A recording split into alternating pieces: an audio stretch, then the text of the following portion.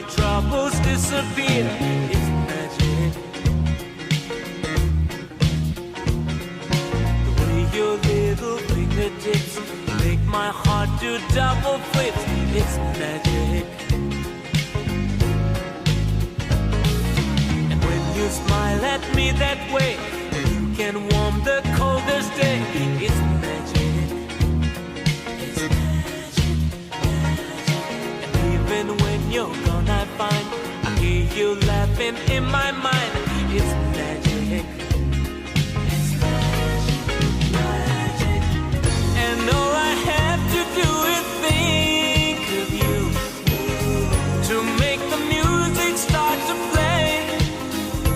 Then I dance down the street, and the people I meet stop and say, hey,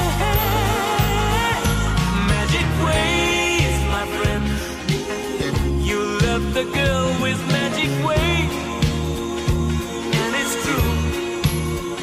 I might as well give in. You cast a spell on all my nights and days with your sweet magic ways.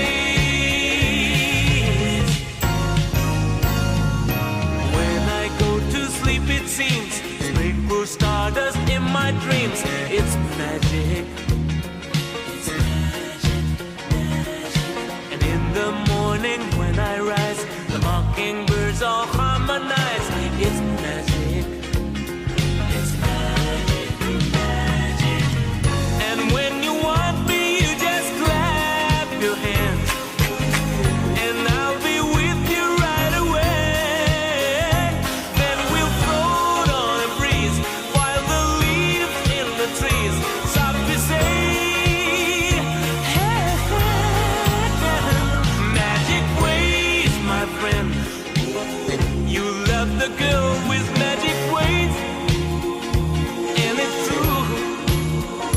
I might as well give in. You cast a spell on all my nights and days with your sweet magic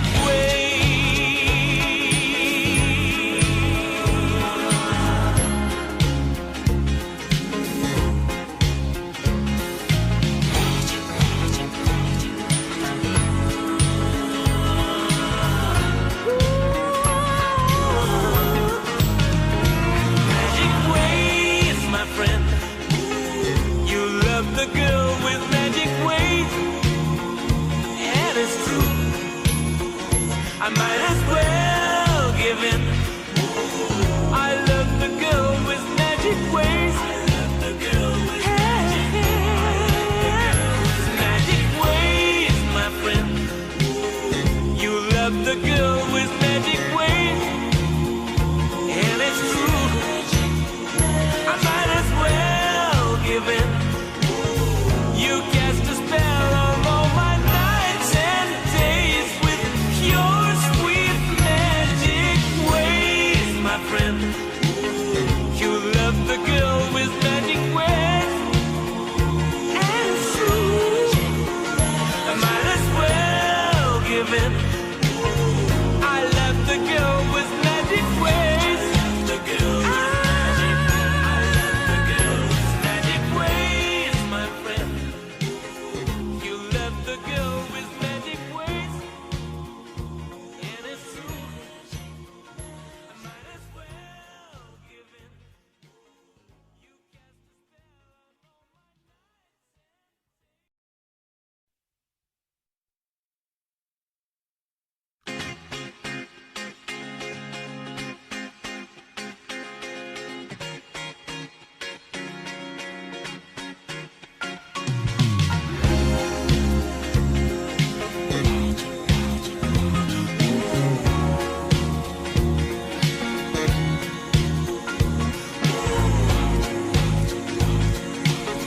I love the girl with magic ways.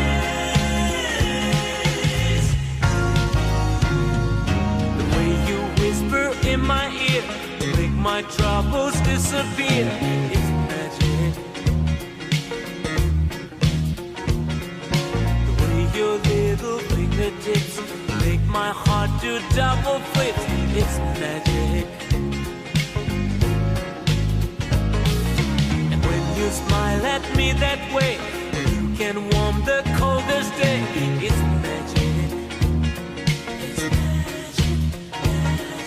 And even when you're gone, I find I hear you laughing in my mind. It's magic. It's magic, magic. And all I have to do is think of you to make the music start to play. Then I dance down the street and the people I meet stop and say, hey, hey. Magic ways, my friend. You love the girl with magic ways. And it's true, I might as well give in.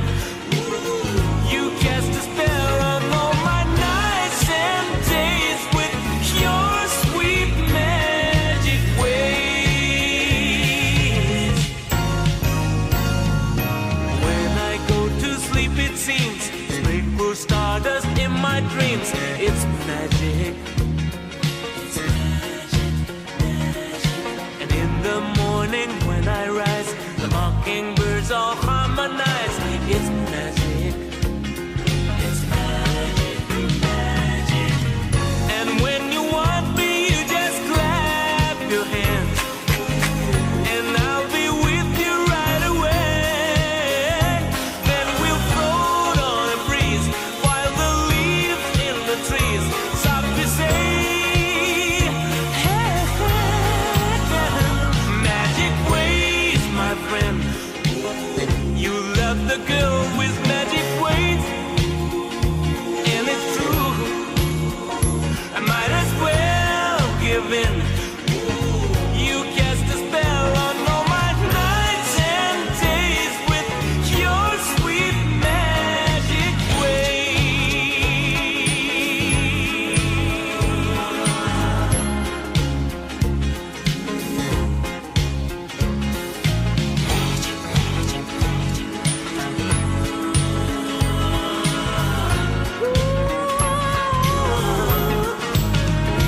Magic ways, my friend. You love the girl with magic ways. And it's true, I might as well give in. I love the girl with magic ways. I love the girl with magic ways. Magic ways, my friend. You love the girl with magic ways. And it's true. Evening, ladies, gentlemen, and MBs, and welcome to a very special Warui Deshou free-to-air stream.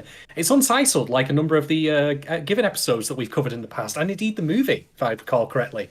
But yeah, that's what we're here to talk about today. We did promise when we covered Given on this very podcast, I think in 2019. I believed it was earlier than that, but Doc has told me it definitely was 2019, but Yeah. like I was saying to him off cast at the moment, I'm currently working using a calendar that is only 12 sheets, purely blank white, and all they say is month. There is like time, my sense of time perception is gone. You know, Yeah. It doesn't matter if I'm drunk, sober, asleep, awake, whatever, you know, it's just out the window. But yeah, 2019, we covered Given, and I think I can speak for us both by saying that we both really enjoyed the show. We promised at the time that, you know, we would come back again to cover the movie when it came out. I don't think the movie was announced at the time the show had concluded, from my memory, but it was fairly shortly afterwards. It feels like it's been on the way for a very long time, but again, my sense of time is crap. So we agreed we would come back and cover it when the opportunity presents itself, and that's why we're here. But before we go any further, I would, of course, be remiss not to mention that joining me tonight is, as always, my close friend, comrade in arms, you know, close to my heart from across the pond. It is the Subtle Doctor. Hello, friends. I hope everybody is doing excellent, you know, as safe and well as possible. Very excited to be doing the show. Not podcasting on a Friday for once, for the first time in a while. Crazy. And I'm very happy because, look, this... I just came off a meeting that I hated with all my heart. So Very, very happy to be doing something that will like bring up the mood and the energy, and will restore my soul, like The Given usually does. And Like man, what happens for Akihiko in the movie, you know? I know. Well, that's quite a redemption arc. But like, it feels like it was about 2,000 years ago that we covered the Given TV show, and that was a really, really fun thing to do. Surprisingly well received, and I by the way, say, who are you? You haven't introduced yourself, my man. People know who I'm some This random. is Shadon, the guiltiest gear, the chromiest Oh stone. God, no! Anime I'm man. actually wearing a hat. I'm wearing a hat today, not because I haven't shaved, by the way, but because I actually banged my head on a cupboard door in my kitchen and cut it. It's no. currently hiding. It's currently hiding a head wound. It's not a major one. It's fine. I'm not going to suddenly fall over dead in the middle of this stream. Famous last words, quite literally, as they say. But anyway.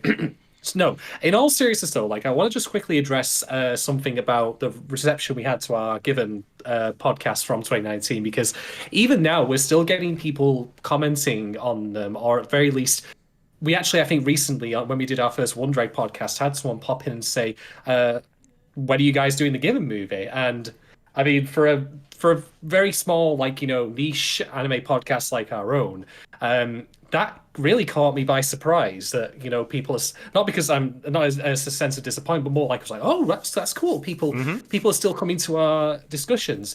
I know. I think one of our patrons has actually said the reason they came to us was because me and Doc, as two cishet guys, we treated it like it was anything else, and that's not me trying to big us up by saying that. In fact, I actually find that a bit depressing to think about, because if you think about it, that, what does that say about anime discussion around, elsewhere? That that people don't feel like that this material will be treated like it's the same as everything else. Yeah. Which is, we go in, we critically analyze it, we do comment where it goes wrong, we celebrate where it goes right, but we don't, treat it badly simply because it is queer material, or conversely give it a free pass because it is that, and the fact that I really appreciate that comment, don't get me wrong, but it just surprised me, at the time. I was like, oh, do people not do that on the reg? That seems a bit strange to me. Yeah. But the point being, I just want to say to everyone who's fondly responded to our commentary on the actual show itself, to thank you for that. I really, really appreciate it. It's very humbling to have people give us that kind of credit, that we did a good job of it, and that they felt comfortable with us. Given, I mean, again, because this is specifically a boy love show, it is about LGBTQ plus material, and we're two cishet guys. That obviously means we have a limited perspective going into this, because that's inevitable. We are outsiders. Yes, but I'm glad nonetheless that people appreciate what we brought to the discussion of the show. So thank you very much for that. I really, really appreciate it. And we're of course now going to talk about the film today. We're going to be treating this, by the way, in our usual second stream format. This is a free stream, so you might not even know what second stream is if you're listening to this on the cheap, so to speak.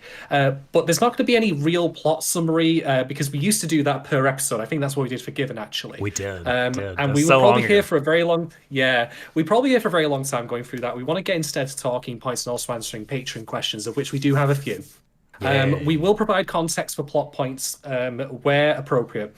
I would, however, just like to point out two things first before we get into any discussion, which is to talk about, firstly, the canon. I know it sounds strange because that seems to be something you use for comic books rather than,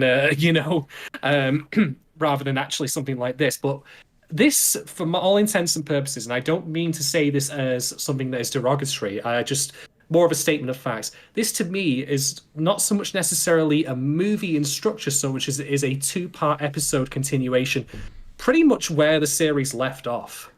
I feel like you could go straight from the end of episode 12 of Given, or 10 of Given, whichever one the last was. It was called It's Mutual, I remember that much. Yeah.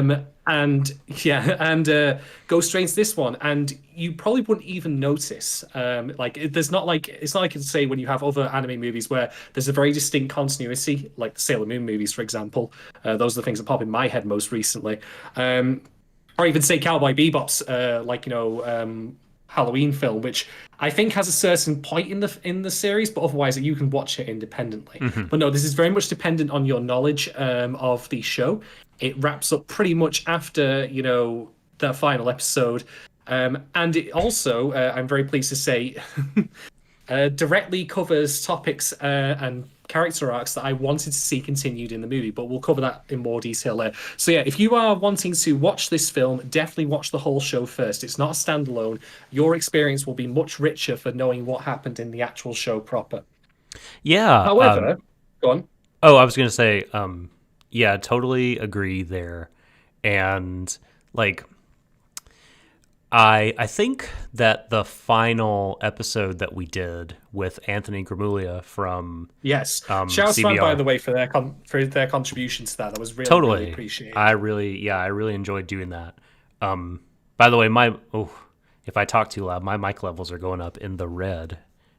Sorry about that. I am. Your words are too intense for your microphone, Doc.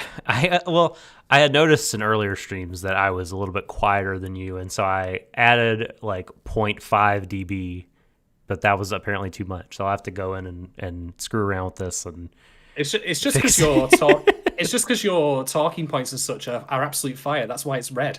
You know. That's absolutely the case. No, the point I was gonna make was yeah, that this, in terms of like you were saying, where it fit in, it totally reminds me of, and this did not in fact happen with Given, but it reminds me of like an anime TV show that will like get canceled before they had done everything they wanted to do with the story, and they just did like a straight to video OAV to wrap it up. Like it totally feels like that because it's not the end of Evangelion. No. Amazing. And it feels like, man, and I don't remember. I mean, I guess we talked about, it's been so long since we talked about the TV show, but I guess we were sort of like wanting some of the things in this movie that this movie gave us that we didn't get in the TV show. But yeah, it really does feel like, you know, this was a necessary part of the story. Like, I now see this as, like, well, you watch Given, you have to watch this movie. Like, or otherwise you won't get the full kind of arc of these characters. It's really important. Absolutely, I 100% agree. I was very disappointed, though, because I didn't get the time to actually rewatch this show before watching the movie. So I had to go off what I could remember. I was also very disappointed to find out that when I went on Crunchyroll, it's been dubbed in Russian, but it's not available in my region. And I really want to just watch an episode of that in Russian now to see what the dub is like. I can't even begin to imagine. Wow. But anyway, so I said before, though, that this is a movie, but structurally being the key word here, it feels to me like a two-part continuation of the show.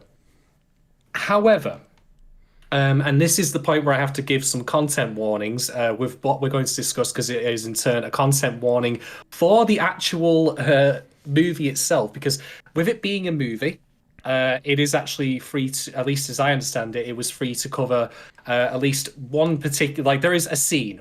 There is the scene. If you've seen the movie, it is the scene. And that scene involves, sexual assault and violation of consent, which were not things that ever happened in the show itself. No. And I get the feeling that even if they did happen in the show, because there was something involved in the narrative that demanded that be there, they probably won't be depicted in the way they are here. There's also a scene quite close to the beginning, which is not either of those things, but it is certainly a touch more explicit, if you want to call it that. I don't like... The scene is basically when Akiko is licking Ugetsu's fingers. That's something I don't think you would really... I mean, there were like... I think there was like an afterglow moment in the original show with Matthew, I think it might have been. But I think insofar as being erotic, shall we say, if that's the right phrase for it, this is a step up. But yeah, the key point here that I'm going to get across is we will be talking about that scene in great detail.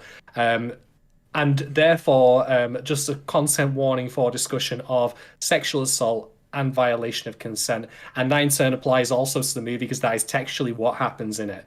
And, so just for those at home who might be wondering. And discussion of saliva, like thickness, direction. Was that thickness? Was that thickness spelt with two C's? Just to ask. I mean, I don't know if you would describe saliva in that way.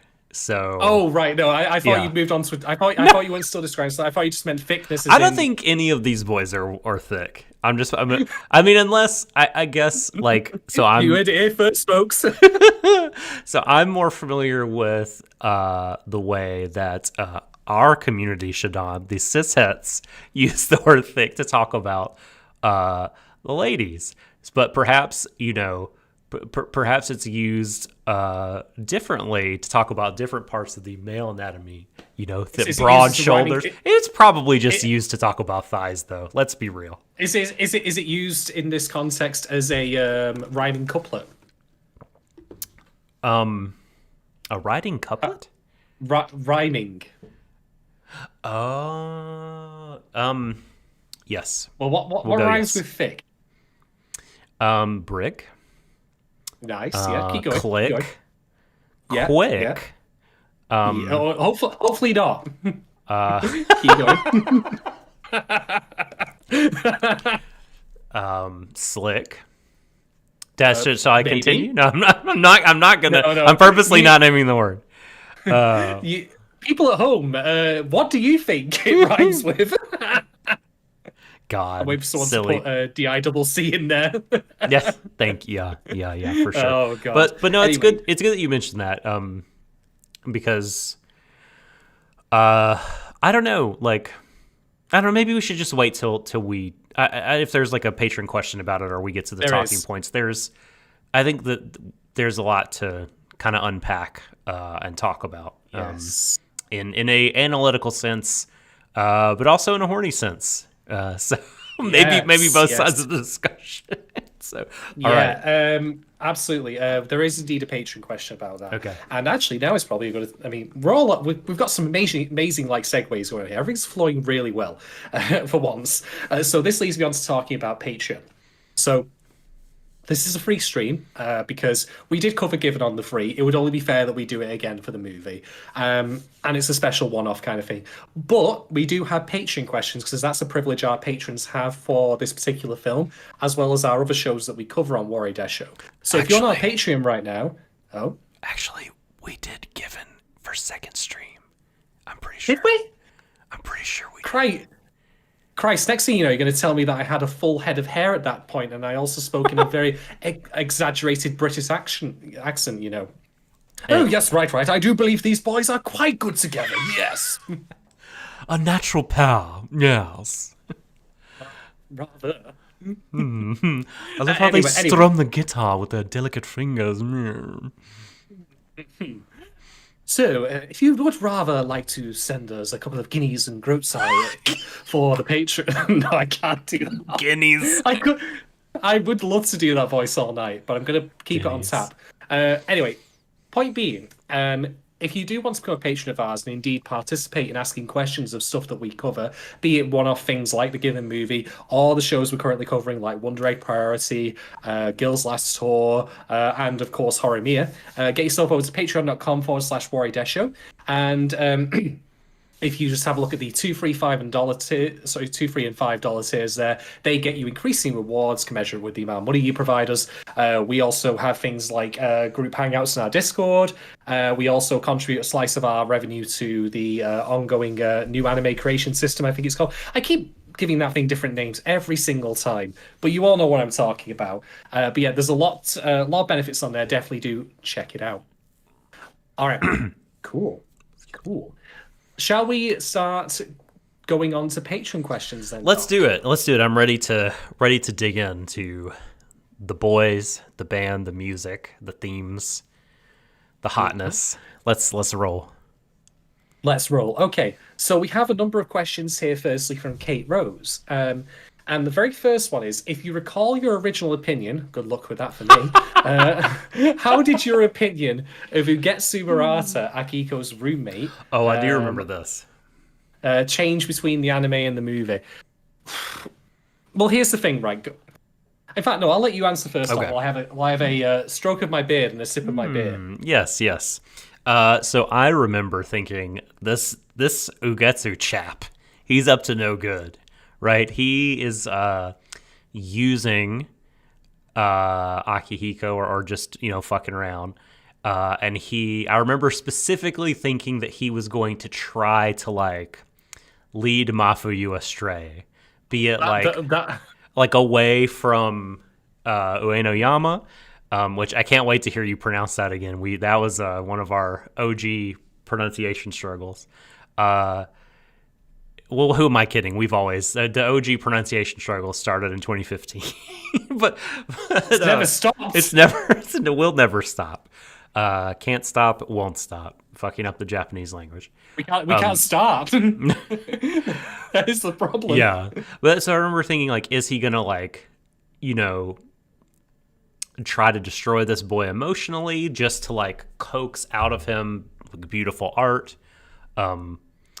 Which turns out to be like a little bit prescient in terms of like how he thinks about like just how he is himself, But yeah, no, I remember thinking that he had ill intentions, but definitely my opinion of him in the movie is very much like, okay, he's like really damaged, and I kind of feel sorry for him. Like, he's got the music thing going, of course, like he's just sort of a savant on the violin, but like as far as being like a healthy, mature adult person, like who can like communicate and process their feelings and be honest with other people about got a long way to go. And he's involved in a very just like he and Akihiko, like I'm trying to think of how to describe theirs. It's like they're sort of like this dark gack binding them together, and they're trying to like wrench out of it, but it's painful and hard, and it's tough. So I definitely have come around on like my perspective of him is now one of more empathy than it was before. Mm-hmm. Yeah, I would pretty much agree. Like he was an outsider. And in a way, he still is. But like when I say an outsider in the show, like proper, we only ever really had him presented as an interloper, if you want to call it that. Like I think if you ever wanted to do shipping in the original show, beyond of course Uenoyama and Matthew, then of course it would be Akiko and Haruki. Is it Haruki? I keep thinking it's Haruki, but it's not. It's Haruki. And then we see of course Ugetsu's up, and he's like, the how do I put this? He's the spanner. He's the obstacle. Yeah, he's the spanner, the fly in the ointment, the obstacle to be overcome. He doesn't really come across as a fully crafted like character with like dimensions to him, which is by design, by the way, at least in terms of the show's scope, because the show's scope is mostly Uenoyama and Matthew's story, with of course what's happening with Akiko and Haruki in the side. And it's no coincidence, by the way, that the movie is a complete inversion of that, but we'll discuss that later. I will say, when I watched the show, I did think he had big soul-devouring energy about him. There was definitely something, this guy is a reaper. I'm calling it, Yeah. And there was a scene, of course, in the movie where Matthew goes to see Ugetsu in a part where he's like very emotionally distressed with what's been happening with Akiko, and I'm like, oh no. Keep your hands off our pure child. Yeah. Well, the thing about sunlight sometimes it's so blinding, like it's too hot to the touch. Right. So thankfully there was no soul devouring in this anime. Something I don't usually often get to say, but it's true. To use my own description of why I think the both of them are alike, which is Ugetsu and Akihiko.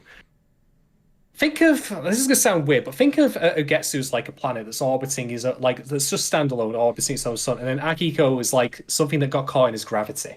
And then they circle around each other.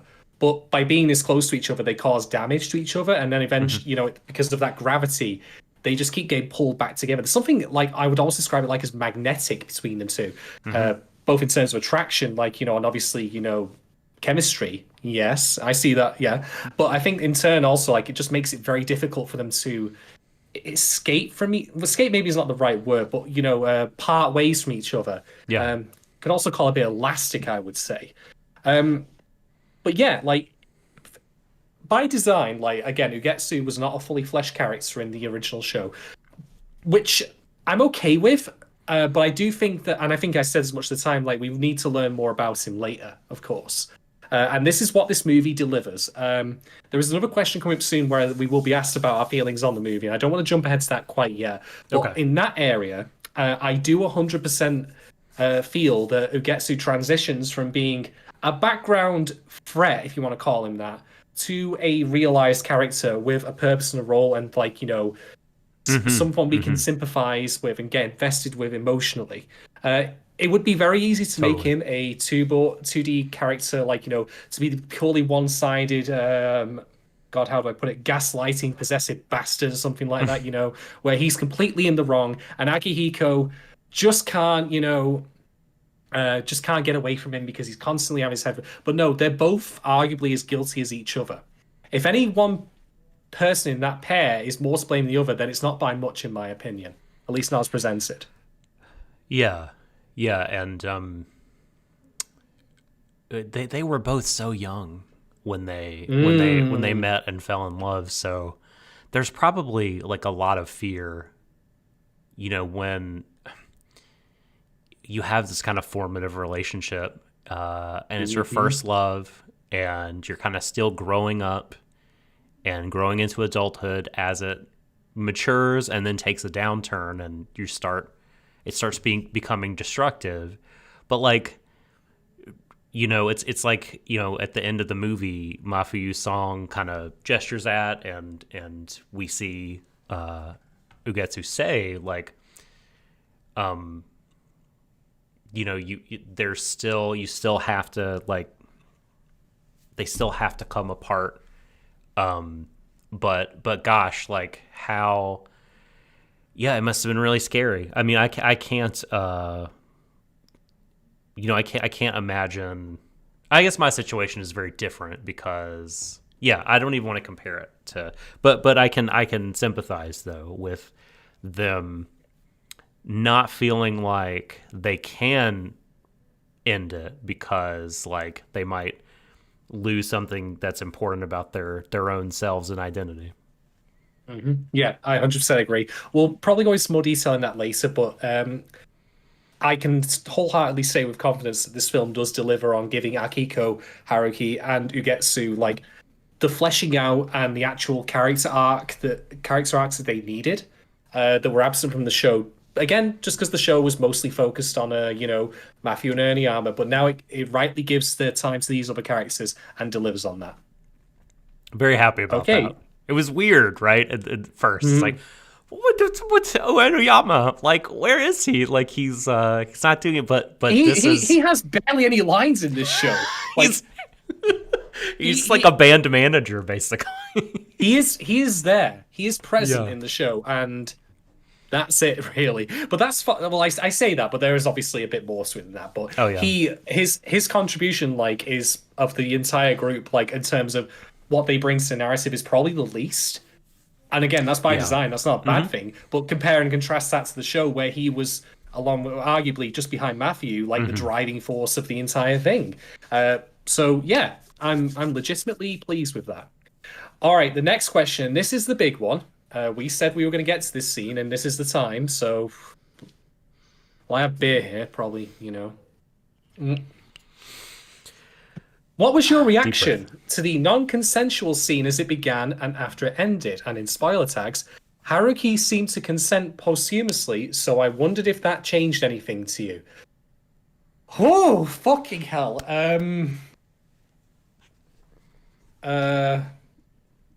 Right. Okay. There's a lot. There is a mountain to unpack here. But roll up your sleeves. I can't. Time to get in the shit. Off too much.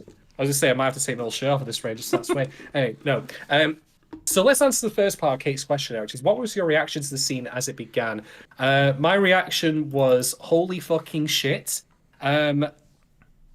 Because the way that this scene is constructed, the way that it's edited, the way it's got the music, the very sinister background music, and we've known Akihiko all the way through the show, and he's actually been a positive force for Alpha, particularly for Inuyama. You know, I remember that the pivotal scene with him, like, you know, sharing a drink with him, like, out of the vending machine, and discussing, like, you know, what it means to be queer. I thought that was a really good scene in that. But I have to say, to the credit of the movie and the way this is framed, I wasn't sure what was going to happen next. And I think that even though, like, if I really step back and pause the movie and thought about, no, it's not going to go to the extreme. You know, it's not going to go to the point where he's going to physically violate him or even rape him, dare I say.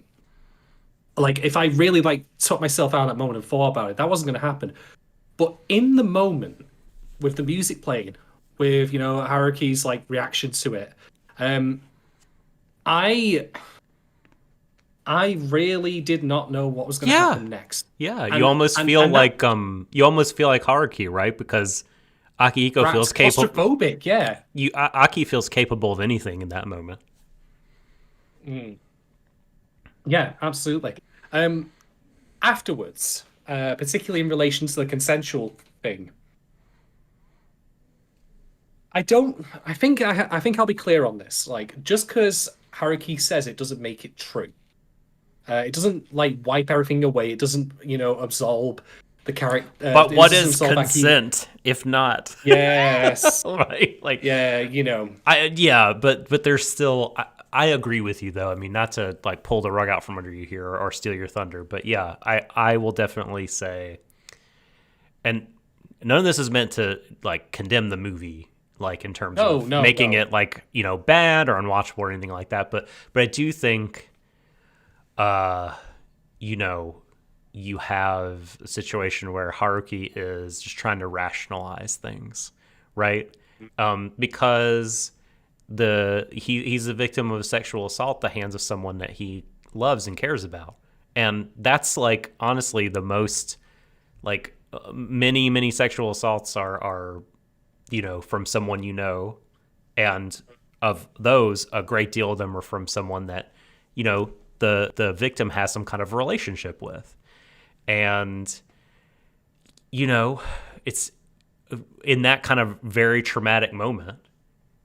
I mean, it will be totally understandable for Haruki as a victim to want to minimize what happened to him, to not make it a big deal, to like put some emotional distance between them. So, you know what I mean? Like, I feel like we, the audience, are the third party here, that kind of we get to be the fly on the wall, the kind of camera of objectivity is given to us.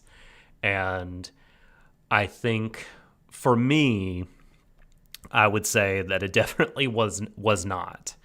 No. I don't think it was.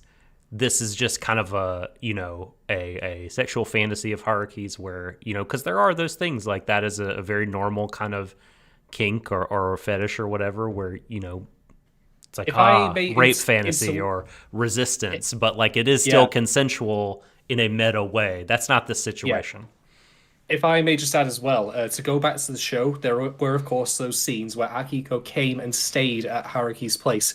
And it was all very pleasant and convivial. Nothing happened. But, you know, he had him over and it was cool. You know, they got along well. You know, I think there was one point where he started styling his hair, if I recall correctly. This is me really dredging deep in my memories. But yeah, I don't believe that it suddenly makes it okay because he said it. I think that he is saying it as a rationalization for himself and also possibly to quote unquote save face.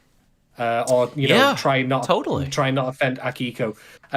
But there's a lot more to this scene that I want to dissect because there's so much of it that I think really speaks to the maturity of this material that handles it as well as it does, and also shows the very powerful after effects. So the first thing I want to talk about is what actually happens. And this is the point where I have to discuss, and this is unfortunately what you may not come to the, you know, the channel for. Let's talk about sex acts. You know.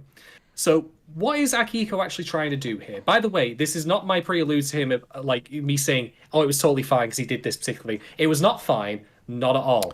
No way. No. But what I do need to clarify is what he's specifically doing here, because I think it gives us a key into his mindset. He's trying to give Haruki oral. Would you agree? Sure. Yeah, definitely. And I know the moment you're speaking of. Yes. Yep. Why that particular sex act over, well, obviously the worst alternative or other things, basically. The way I read this is I think that because Akihiko's like common thread throughout this film is that he doesn't feel like he belongs in a home anywhere. Like he is essentially doing this to pleasure Haruki and try and, in his own twisted way. This is not, again, me excusing him, only trying to come to terms with the psychology behind it. His own way of like trying to please him to make him, want him to stay, that kind of thing. That's the way I read him choosing that particular act over doing anything else. It's not for his own pleasure. That's the key. That doesn't mean, of course, like when you give oral to someone that you can't find it enjoyable. So, like you might enjoy pleasuring. But, I think the balance here is very much in I want to please him, even though obviously Haruki wants nothing to fucking do with this. I mean, definitely, like, I feel like there's almost not enough information. Like, we can't really see in his brain. But I guess maybe this would be a little bit out of character for him, but I mean, but that whole scene is out of character for him in a lot of ways. So I don't know. I mean, I guess what I'm beating around the bush to Don of is like, it could be just a method of control. Like he's going straight for the old center of the Tootsie Pop to like soothe the resistance and get in and break through. That he wants to end that. It could be sort of a manipulation thing. Because, and I mean that sounds awful. Like, but what he's doing is awful. I think in that moment it's very much out of character and not him, but still very bad. So yeah, I don't know if I'm again not absolving, not trying to cast anything. This is anything other than violation of Haruki's space.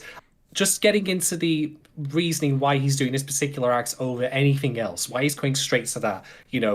I'm going to please you, so you'll keep me close. Because that's the terms that he operates on, particularly with Ugetsu, I think, as well. For example, that when Ugetsu gets back at the very start of the film, we cut straight to the, him trying to sleep with him. Mm-hmm. And I think that speaks to their relationship, that he's only ever couched in terms of physicality rather than connection, because they know that part of it is long dead. Yeah. But he wants to keep him close, Lucy's also, in chat, is also right to point out he was drinking. The alcohol. We don't know how much he had drunk, by the way, but it doesn't matter. I saw three cans, but there could have been more. I mean, drinking is very bad for you, and you shouldn't do it. Now, if you'll excuse me. Okay. Also, that scene could have been. It's funny. We're like trying to like tie it in very tightly with like characterization and story, and for all we know, it could have been a sort of legal thing. You know what I mean? Where they couldn't, maybe they felt like there was some kind of censorious pressure not to show certain things, and so they had to sort of keep the clothes on. I don't really know. It's fine. You know what they could have done if that was the case? They could have just given Crunchyroll, the default 72p, quality option. Ain't nothing getting uncensored then. Fine, covered. All side. I mean, but they do have the het scene where Aki is just all there. So who the fuck knows? She was just checking his prostate. It's fine. Yes, that's exactly. It was a medical. Yeah, for sure. That's what was happening. Yeah. Anyway. Yeah.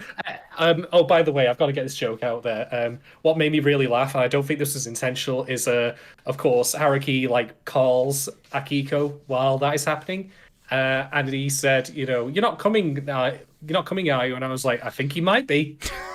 Shadon. I'm sorry, but I mean, she was going for the low-hanging fruit. Why can't I? All right, I'll stop. But there is more to discuss here as well. I want to note the prelude to all of this, which is that Akihiko, like, even though he seems also like in his mind that he doesn't feel settled, like there's a place he can truly call a home in terms of both having a roof over his head and just, somewhere with warmth and comfort. Like, remember the text conversation he has is like 10 to midnight, which is, are you awake? Yes. Can I stay the night? What? I'm outside already here. Yeah, which... Yeah. Like, there's a tightrope that walks me, and this is not a bad thing, where, again, there's that familiarity of, in other circumstances... in fact, that actually did happen in the show, don't forget. There were times when he said, I've been drinking, can I stay over? Mm-hmm. And Haruki was perfectly fine with that. But this time round, it's him abusing that position of trust. Like, oh, I'm not even gonna wait. I'm gonna get there and then text him. And that's really fucking manipulative, to be quite honest, because Yeah, he's already there. he's It would there. be easier for Haruki to refuse, of course, if he was a couple of blocks away. It's quite nasty when you put it like that. Um, Now, I should stress, by the way, as I go through all this, like Akihiko fucks up royally in this film, but that does not make him unsalvageable. We'll discuss that as we go along, of course. Yeah, I mean, even so, for me, like, I was really worried around this point of the movie because I was like, are they gonna like torpedo this character for me? I used to really like him. Will I still be able to like him? That would suck. But I think the movie does do a pretty good job of like kind of bringing him back from this, but also to me, like it's in the same conversation as the physical stuff, where he's like where Akihiko is being so sort of like gaslighty almost to Haruki, where he's like, it feels like he's just sort of saying like, why are you hiding things? What's your problem? What's the matter with you? And it's like, he is clearly the one who's fucked up in so many ways. So that really like upset me. But I really, I think that they did enough for me to really redeem the character. And I do want to point out before we leave this scene. I've got plenty more to say about it, actually. Oh, so we're not going anywhere. Okay. I just there's another dimension to all this that that Gogo brought up and that I was talking to you about offline. That in Boys Love, Shadon and I stuff. Those are probably not even the same thing. Like the terminology, as there's such different shades of meaning between, like a lot of words that get thrown around to refer to this, that they're thrown around as synonyms. They're not exactly synonyms, right? Like Boys Love, Shonenai, and Yaoi. They're very different kinds of things. But anyway, whatever this show is, like I think we've called it BL. I think BL works. So in BL, like you have Gogo mentioned that like you have these sort of assaulty situations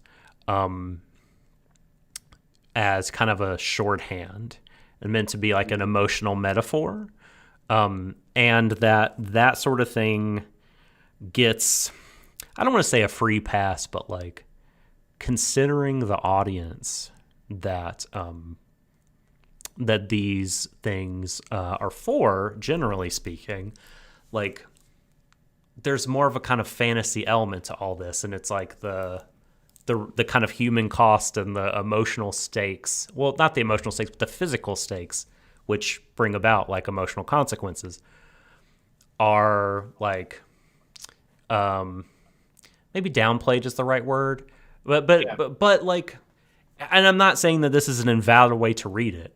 I'm just saying, like, this is here, and I guess I shouldn't be super surprised because it's BL, and there are ways of integrating this kind of imagery into stories that, I don't know, are sort of less problematic ways, but like that, I don't think that means that you and I can't sit here and say, look, here's what this is, and it sort of sucks for us, the way that we're reading it too.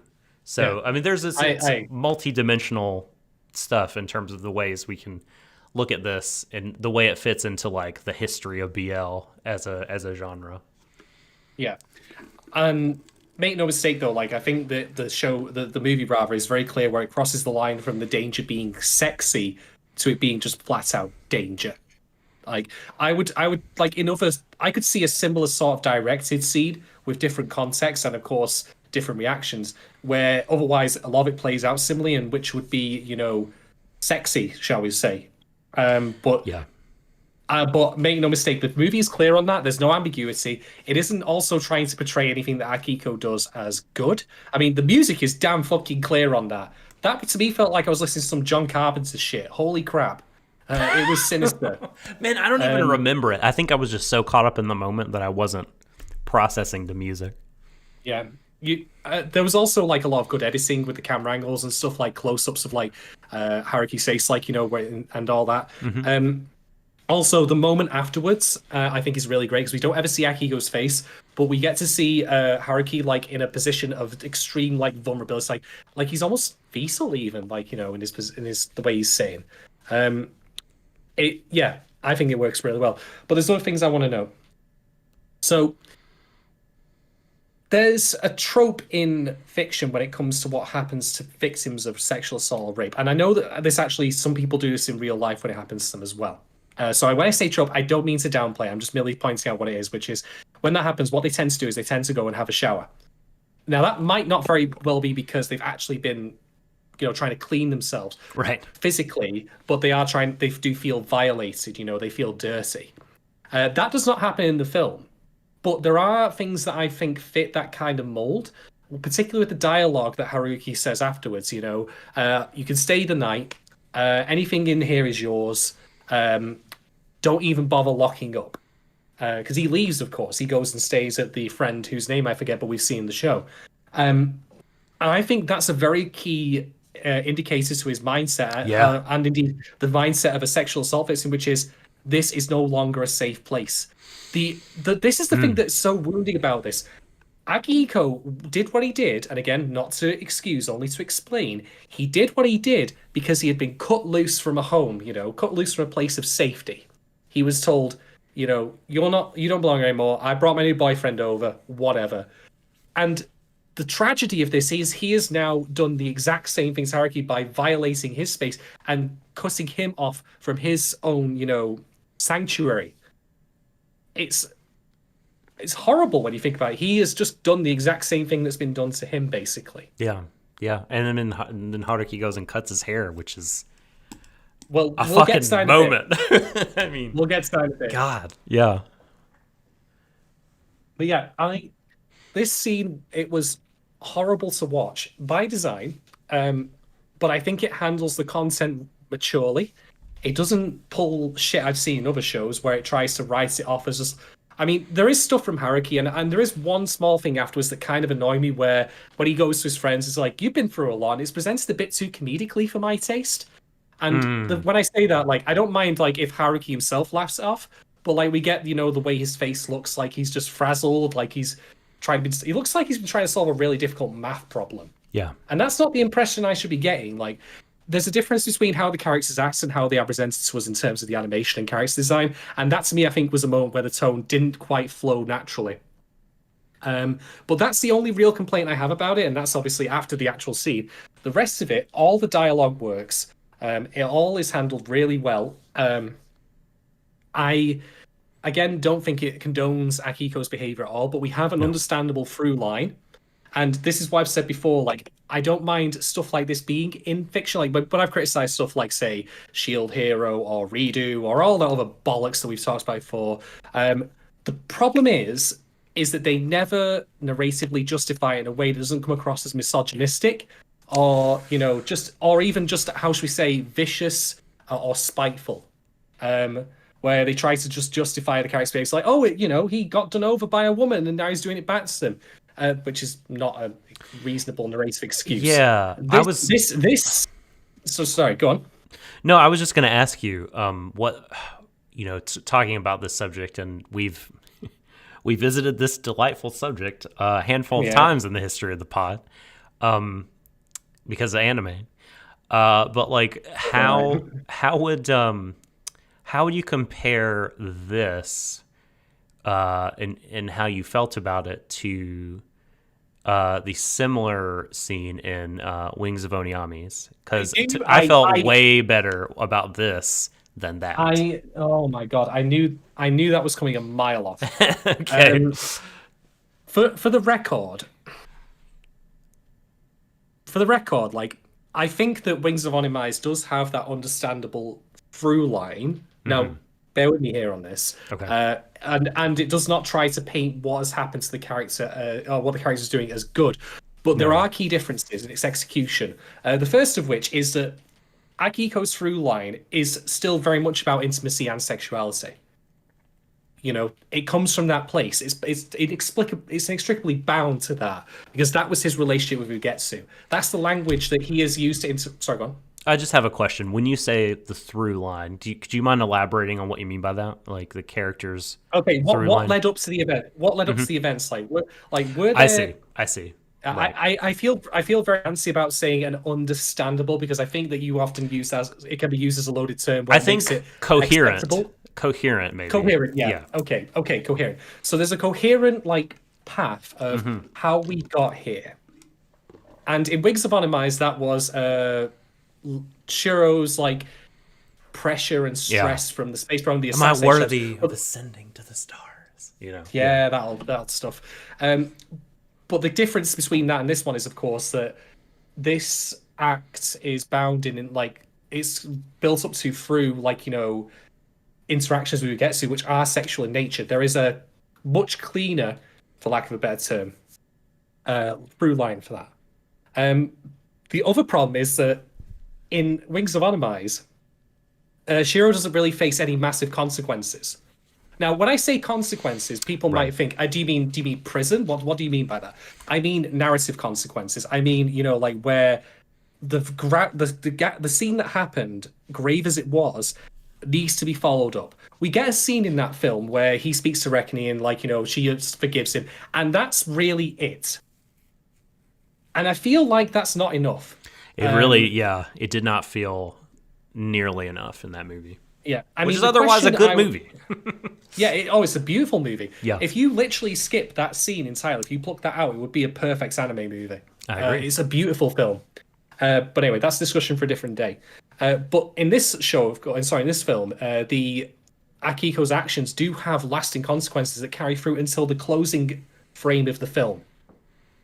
So the build-up is better because it's more appropriate for for it, narratively speaking, that is, and the aftermath of it is is handled better as well because it follows through to a proper conclusion. It isn't like Gunbuster, he tried it on and then, he's sorry, not Gunbuster, Diebuster, right,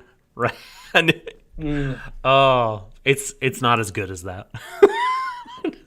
Bloody hell. No, I'm not talking about that scene specifically. It's funny. I don't even remember that scene very well because I haven't watched it since we talked about it 4 years ago at this point.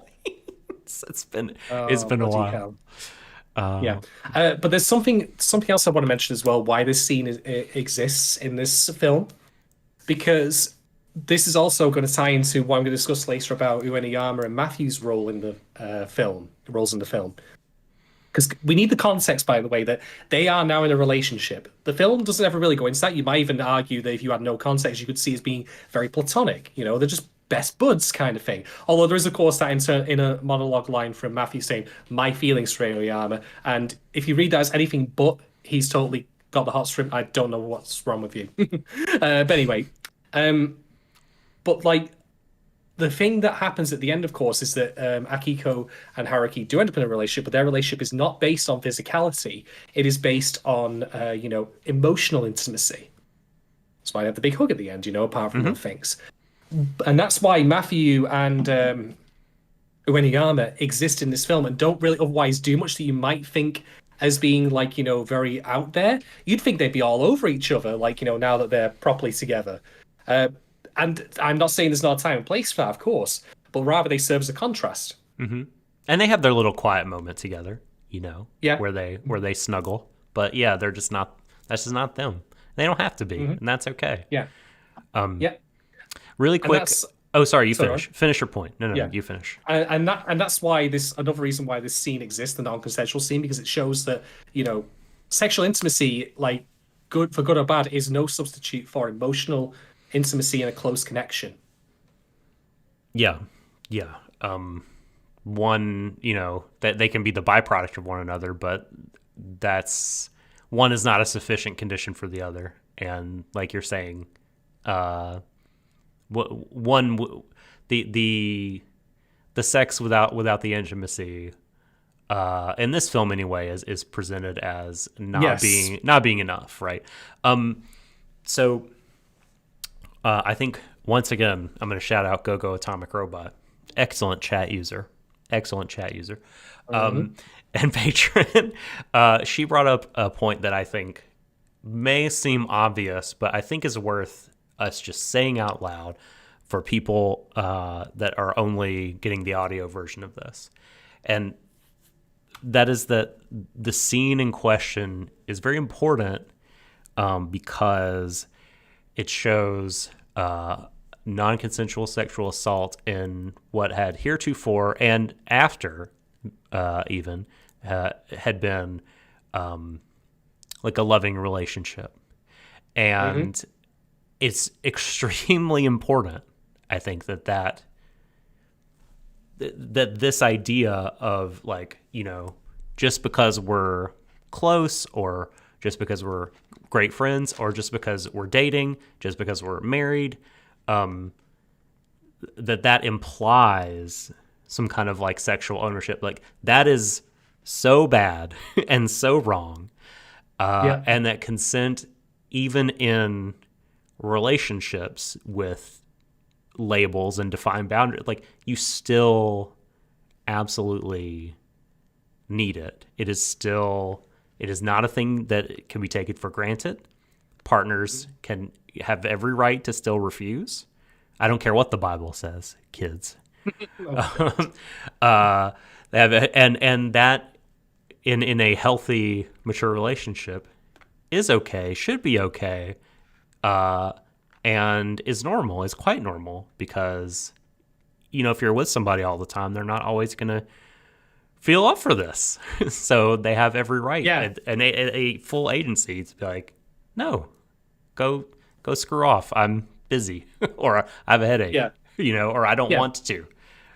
So, yeah, I think that was worth saying. Yeah, you're absolutely right. Consent is not something that's just once and done. I put a ring on it, so that's consent forever. Yeah. Wow, that's one way of describing it. Maybe I'm thinking of something else immediately. Oh, dear. No, you're right. And then also, of course, there is the fact that there are certain boundaries people set in terms of their sexual encounters as well. So, I mean, I discussed sex acts before. Like, you know, some people don't like oral. They don't like giving it, don't like receiving it. And you know what? That's fine. You know, you basically, and indeed, this is why music is such a, you know, this is why, like, music is a big part, because music is a dialogue, you know? That's why we get so many scenes, for example, saying the band is out of sync, for example, because they literally are. It is a metaphor for dialogue. And that's, of course, why Akiko learns the violin initially, even though his leanings eventually take him elsewhere. You know, he's a musical genius in many respects. He can play many instruments. So, yeah, I 100% agree with that point. It is worth reiterating. Consent is key. And it's consent that must be, you know, like intimately understood between you both, on a moment by moment and behavior by behavior basis. Totally. Mm-hmm. All right. Okay. Next question. From the anime to the movie, how do you think Matthew has changed, and what do you think caused it? Well, I think the the arc he went through in the show caused that. I mean, he had his big moment at the end of the season, where he performed, and then he spoke with Ernie Armour, and basically the reason Matthew changed between the show and the movie is because of the show itself. Seems pretty self-explanatory to me. Do you mind repeating the question? Apologies. The question is, from the anime to the movie, how do you think Matthew has changed, and what do you think caused it? I mean, I'll just add something else to that, what I said, which is he starts this film basically where he ended at the end of the show. I don't think there's been any substantial change in the time that we've not seen. But I think it's just a perfect progression point from where he ended to where he is now. I don't think there's a discernible change in his, because also that would be bad. He's suddenly a different person in the movie versus the show, which we last saw in 2019. What the fuck happened in the interim? No, I think he picks up pretty much where he left off, which was that he was in a better place. But he is still, of course, nervous. He's still a dork, you know. There's that amazing, like the thing that made me think to myself, you know what, I'm back with the show. Like, it's like I never left. Is when he spots Akiko macking on a girl who I thought was Yama's sister, by the way, but it's not. I'm Oh fairly yeah, confident she it's was not. like totally absent from this movie.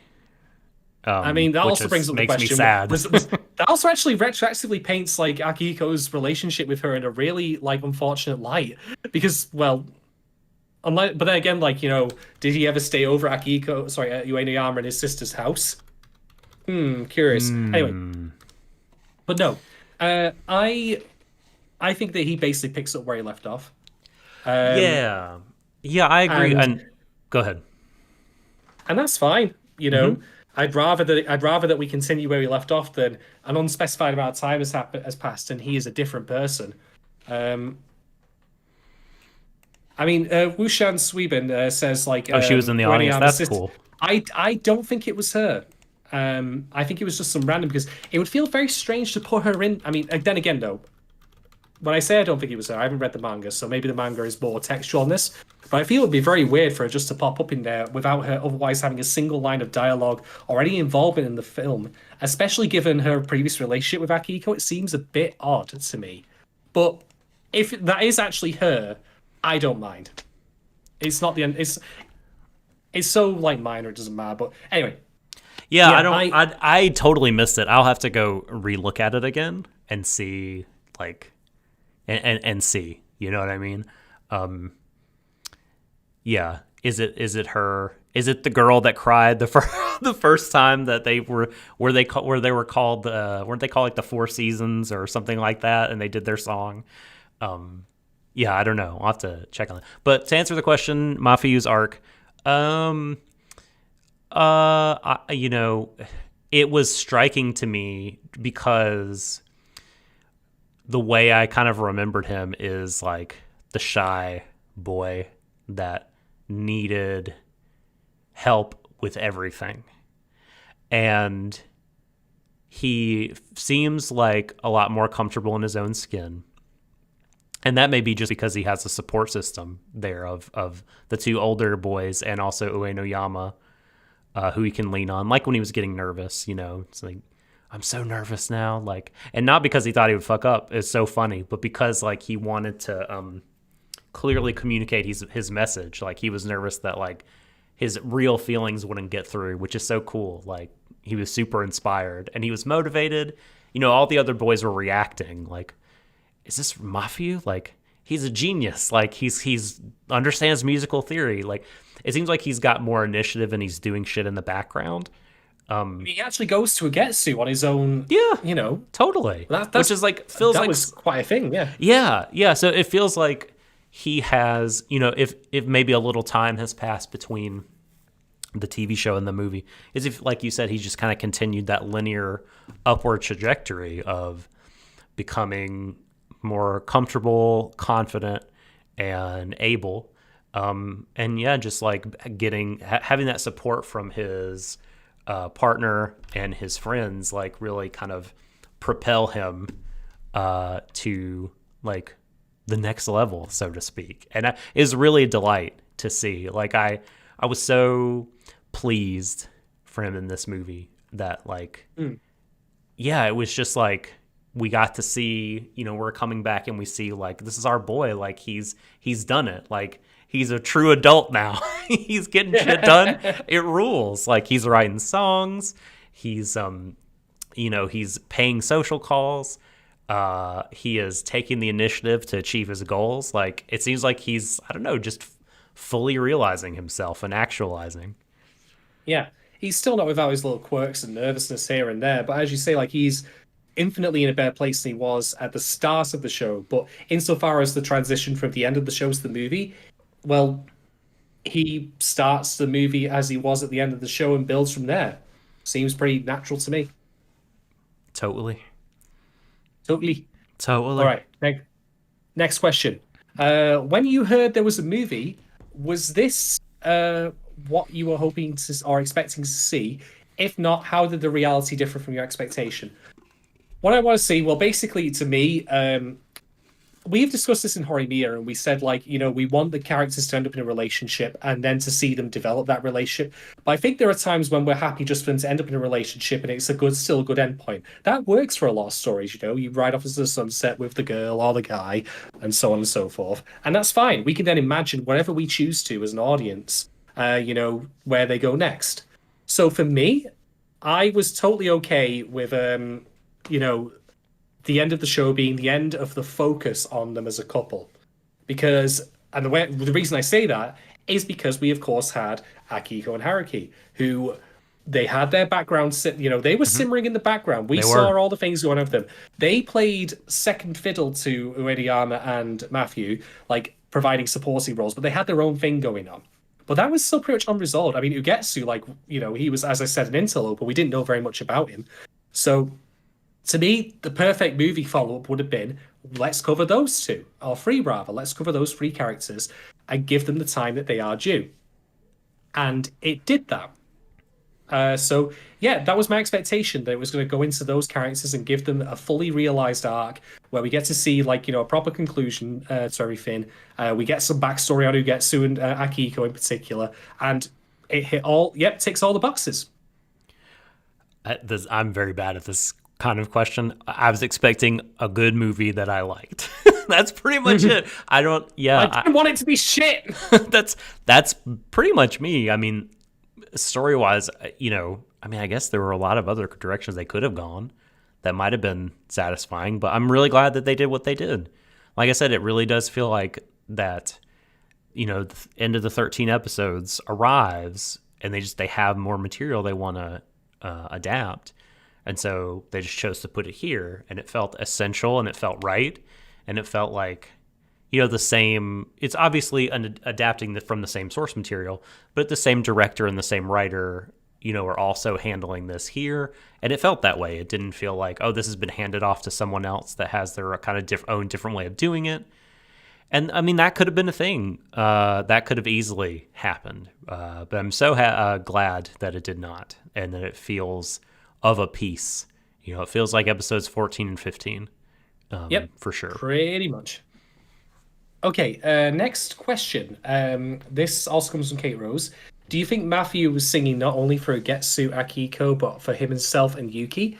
Referencing Yoruga Akiru. I have no idea what that is. One of the songs, I'm sure. Undoubtedly. Yeah. I'm sure the song in the movie, I think, probably is the one she's referring to. Possibly, but the truth of it is, I don't think it really matters. And I know that sounds weird to say, but how dare I think that because the film is very much Ugetsu, Akiko, and Haruki's story, I'm not saying it's it's impossible that it wasn't also for Uediyama. Sorry. No, wait, you know what? Yeah. I just realized I'm getting characters mixed up. Ignore me. It was Yuki, of course, was the oh, right. Guy who's sorry. Yeah. That threw me for a moment. I'd completely forgotten. Quite possibly, but I will say this. Oh, that's so interesting.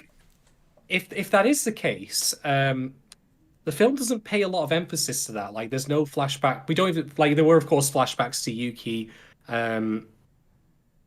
when is in the show, but there weren't any here.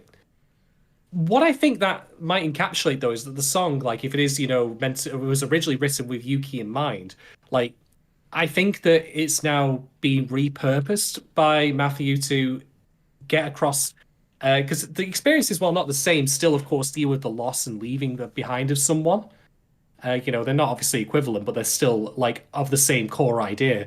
So maybe he's ultimately repurposing that song for Akiko's experience, because again, with music being communication in this film and indeed in the show, Akiko offers commentary as this goes along, where he's suddenly very much reinvigorated by it. Mm-hmm. So I think that speaks to Matthew also having grown as a character, where he can recognize his own experiences and use them to help others through the power of his music.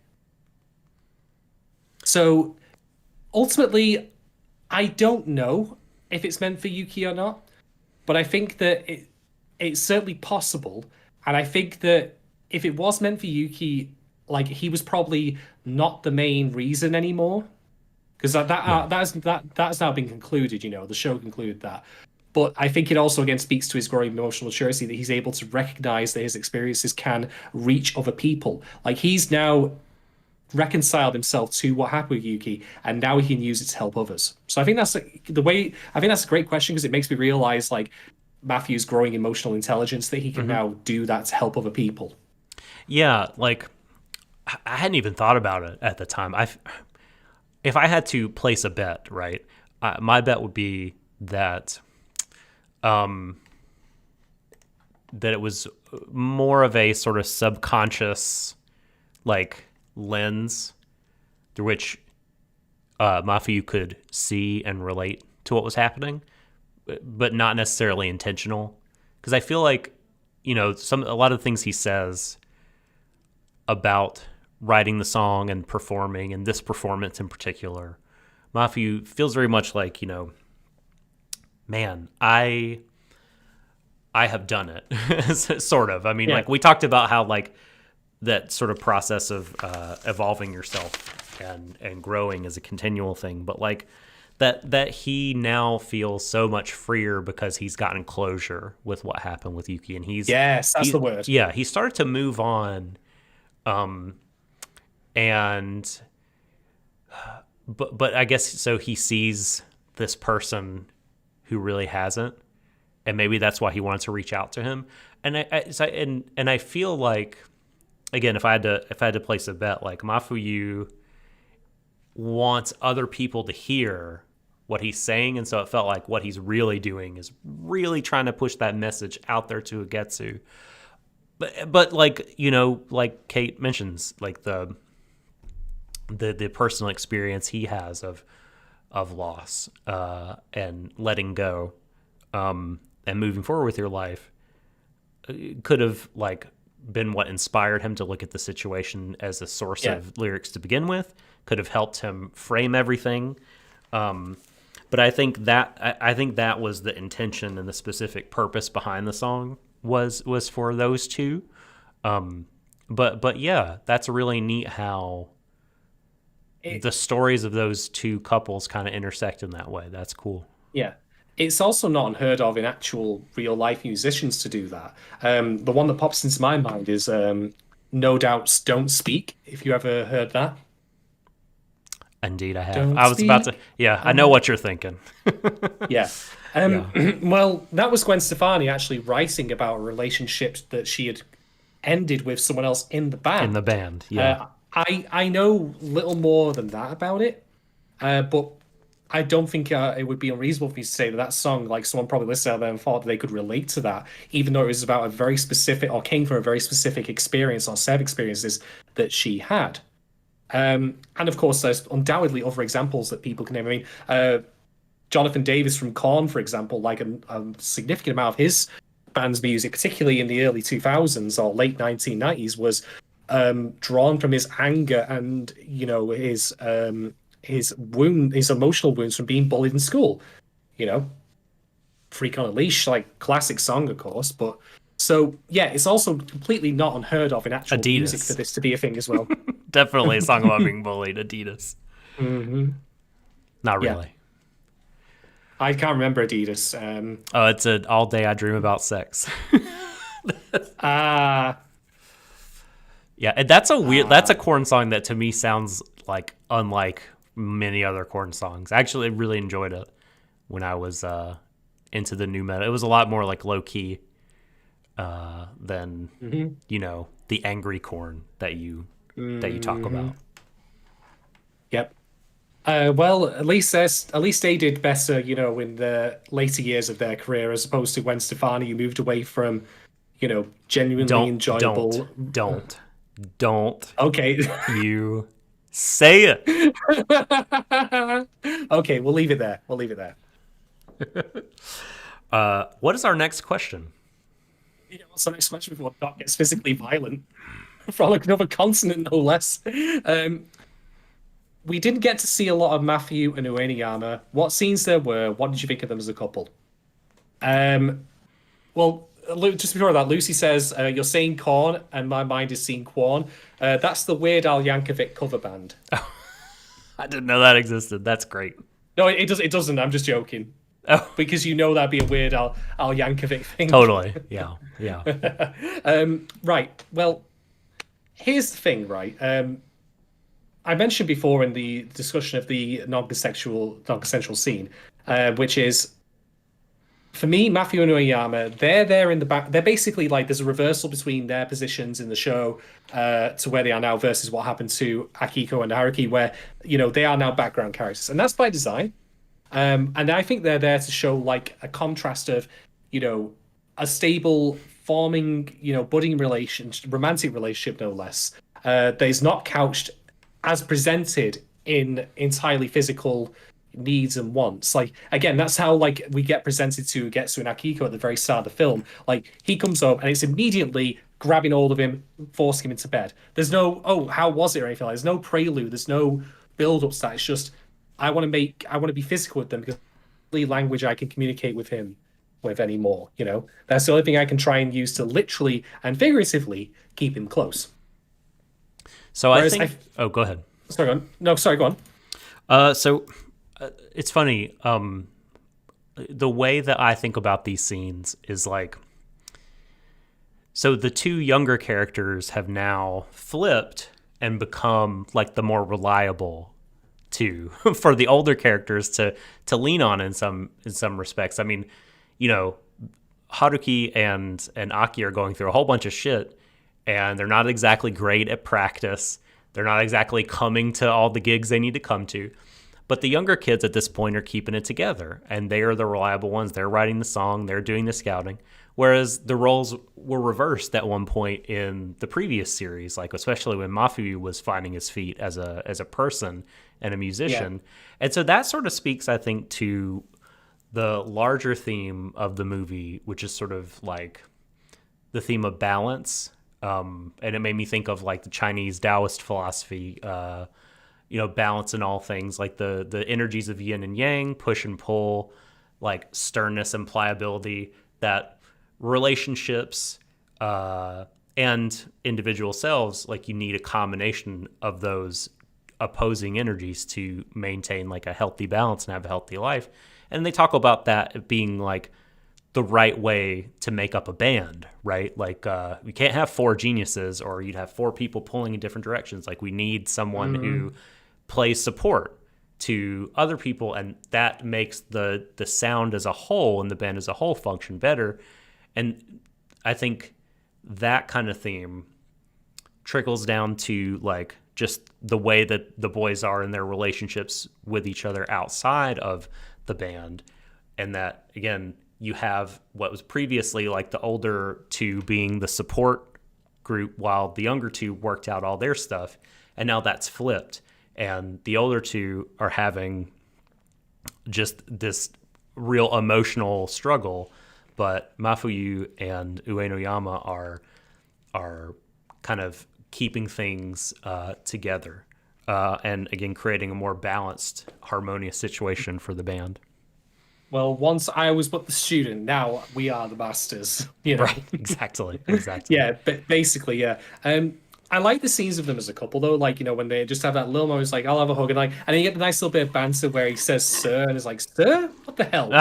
That's how you can tell Matthew's like core inner dorkiness, which is quite adorable, is still there. For all that he's like because one of the problems you'd have like when you get over an event like that is it might sand off your edges, or make you lose what's really you. That, and he's still very much him, but the anguish that he feels is now gone, or at the very least has been suppressed. Yeah.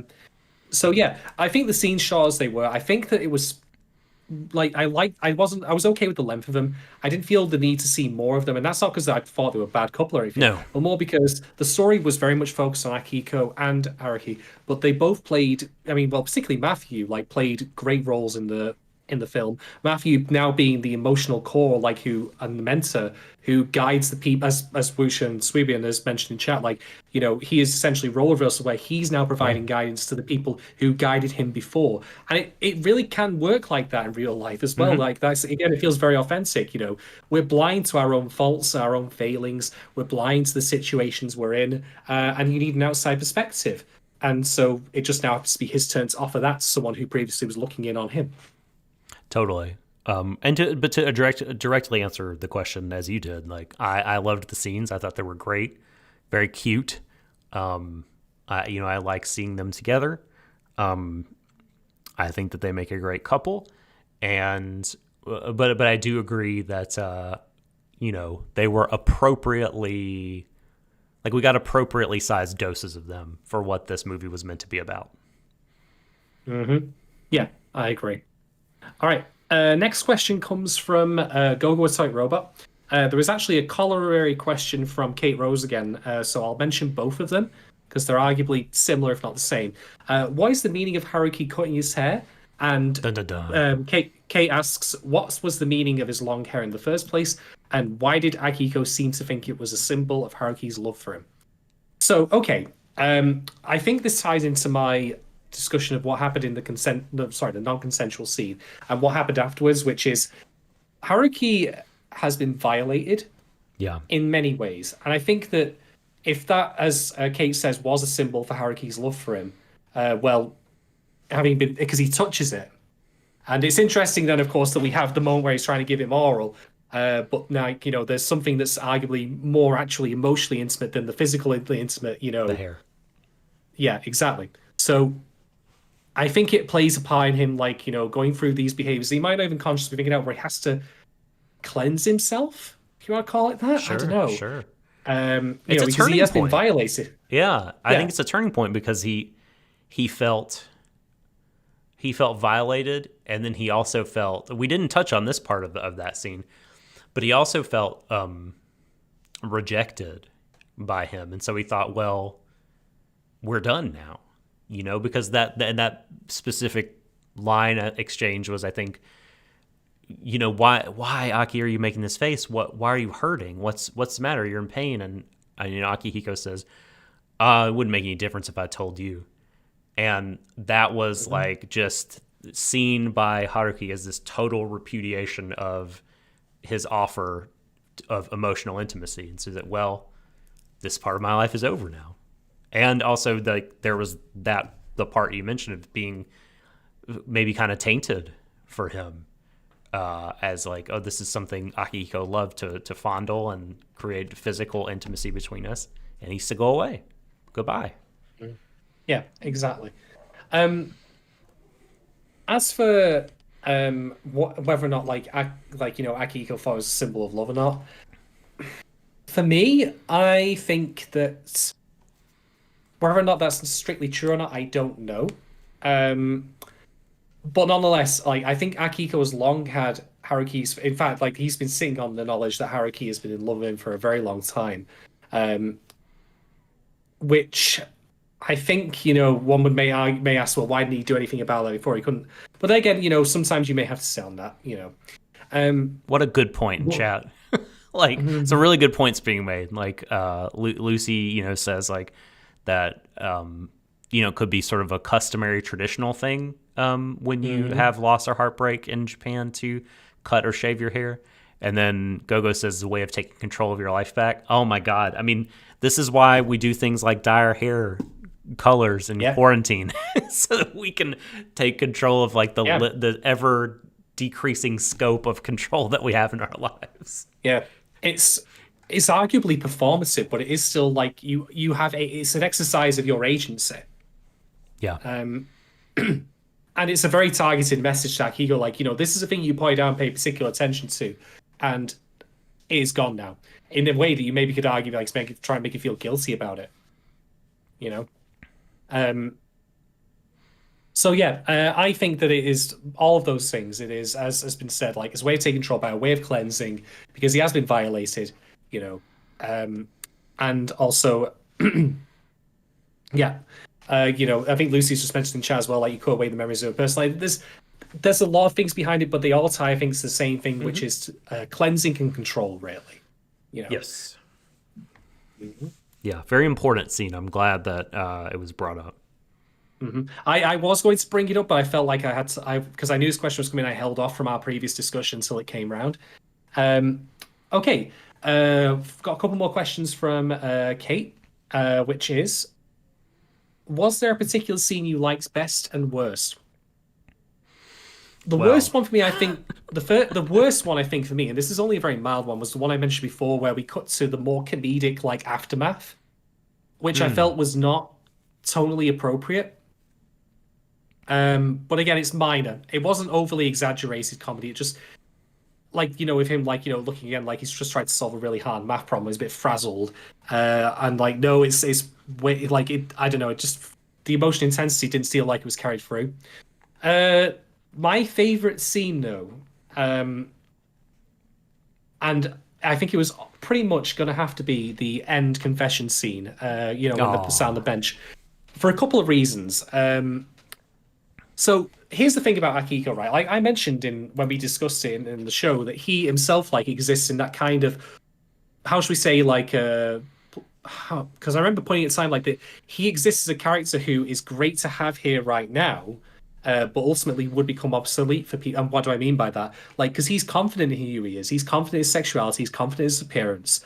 And he exists in a perfect place to help Uenigama along with that scene I mentioned where he's having, you know, the drink. You know, he's a big, tough guy. He's muscly. You know, he's good looking for an anime character. That kind of thing. Yeah. You know, he looks like he's in control and doing everything he wants, and he's loving life. Of course, not true. And what I will never forget is that I remember that Emily Ram brought this up in one of her articles on Given, is that she said that Given places particular emphasis on hands, and the show, even the film, caps off because there's a moment where you see Akiko's hand shaking. He's actually shaking as he confesses, you know, and says like, "Hey, please go at me," like, you know. And they have this deeply emotional and intimate moment where they hug. And again, it's not based around physicality. They don't even kiss. It is just a bonding between two people, two wounded souls who otherwise feel really deeply for each other. Along with the, you know, the blooming like sakura petals coming off and all that, you know. It felt like such a unique point in time for these characters.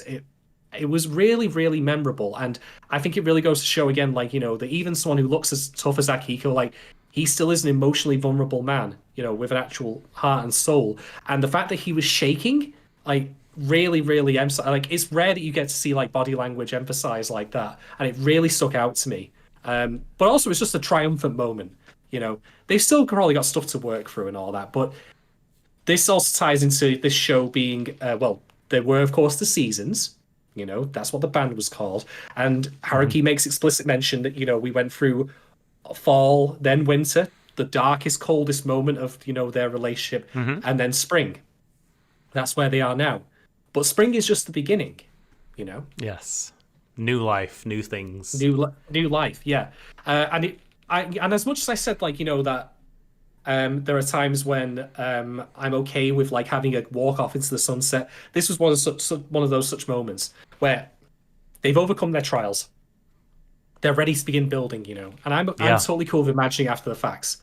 So no, I think the ending was absolutely superb. Even just the direction of it, like where, you know, he says, you know, please go out with me and all that, and then he agrees, and then we cut to credits. And then we come back for the post-credit scene, and I'm like, yeah, like that's the moment you're like, yes. And then you get to process. You feel very good about yourself. And you get like the after credits moment just to see things off. It's great. It understands that there's a difference between like because I think that you want to call it like it's two conclusions. Like it's a conclusion on a really high emotional moment, but also concludes on just a good storytelling moment where you feel the endless possibility that's ahead for both of them. So yeah, the ending absolutely is my favorite scene of the entire film. I think for me, and your mileage, of course, is going to vary on this. Read the ending. And I'll talk about my favorite and least favorite scenes in a second. But you just brought up so much stuff after this. It walks this really fine line, Aki's arc in this movie. Like, because, yeah, I mean, he really fucks up and violates his future partner. And the movie though is very like adamant about this is bad, this is wrong, you fucked up. He gets these consequences and he has to kind of earn his way back.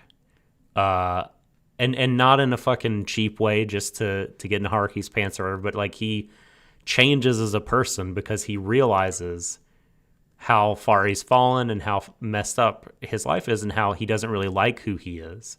He started hating music, all these things. And like, I mean, it's just this really great, like, sort of story arc of someone who has made this mistake, but like is not written off. He's deeply repentant about it. That's exactly a key thing as well. Exactly. He's very remorseful. I mean, at the end, he asked permission to touch Haruki before he hugs him, like, because he, you know, he just is so like mindful of how he's guarded. He can't even look at him straight. Yeah, how much he crossed a boundary and how painful and hurtful that was. So like, it's really good to see, like, you know, this, like, I think really empathetic look at a person who has really fucked up in this specific way, really repent and get a second chance and make things better and make things right. Because I've mentioned this before, but like in a lot of old manga and old American television stuff too, like there is this trope of women falling in love with their rapist. And this is not that. This is a much more kind of delicate operation. There is a time and place for that, depending on how you frame it. If it is, for example, explicitly framed as a tragedy, yeah, that's. I'm not saying the act itself is fine, but the narrative is then fine for its purpose, if you want to call it that. But otherwise, I do agree with you that there are way too many times when I can change him. You know, yes, or like he's really a gentle soul at heart. Yeah, or like, you know, now that they've done the deed, like, oh, I'm attracted to you now. I can't quit you now. Now you own me, and it's like, oh God. Ugh. Even though people are telling her, like, you know, the only thing he hasn't violated is the Geneva Convention, and that's just because he hasn't got around to it yet. Like, fuck, man. So, like, just a bad. It became a trope. That's how much I felt it happened. Shield hero. Yuck. No, but this just wasn't that. I thought, boy, and saying it out loud, kind of the thing that happens in bullet points. If you just said that, like, here's what we're going to try to achieve. We're going to try to redeem someone who sexually assaults their partner about a third of the way into the movie, I'd be like, I don't know, boys. You might want to try something else. You know what I mean? Right. Time to start getting out the maker's mark. Yeah, like it's going to be a rough one. I don't know. Can we call an audible here in the script? Can we do something different? But they really did, I think, manage it in a pretty like in a way that, like, it felt earned, and it felt like it didn't minimize what Aki did to Haruki.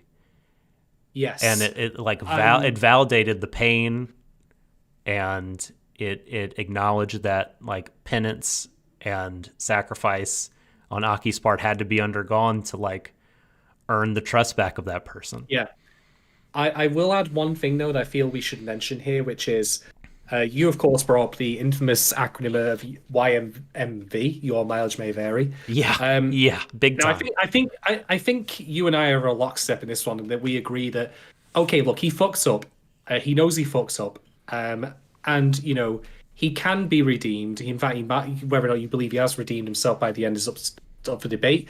But I'm not going to presume, therefore, I think it's important for us to say on your behalf as well, Doc. Like, if you feel differently, that you feel like there is that was a line too far, and like Haruki is making a mistake, then you are absolutely in your right to feel that way. This is merely our opinions and not like an objective statement of fact that we feel it's perfectly kosher that the material like covers this. This is not some blueprint for how to do life. No. I mean, I remember one of the great insights that Anthony Grubuglia gave me when we were talking about Given with him was he said that just because it works for these specific characters does not mean it works in general for like how they, for Uenoyama coming out and Yeah. going through the process of like coming to terms with his own sexuality. And I think that principle applies equally here, where from a narrative perspective, I'm entirely okay with what happens. I think it's a very, very strong like emotional arc for both of them. I think it's very authentic from what I know of like how people were reacting in that situation, like Haruki, for example. But that does not mean, of course, this is why we put the content warning up at the start. We didn't put it up there, because we thought, oh, everyone will agree with us, it's fine, but we'll just put it there. No, people may very well not agree with us on the show and may think, no, it's a bridge too far. Yeah, they need to. I mean, there are people that will need to know because they just shouldn't see this, or they don't want to see it, and that's perfectly fine. And if they did see it, it would ruin the show. Yeah, and I get it. I get it. Yeah, absolutely. And if that is your opinion, that you feel it is too much, like that Haruki should never have even like looked in twice after that fact, or should have hit him with a brick, whatever your feeling is on that, that is valid. It's not for me to say otherwise.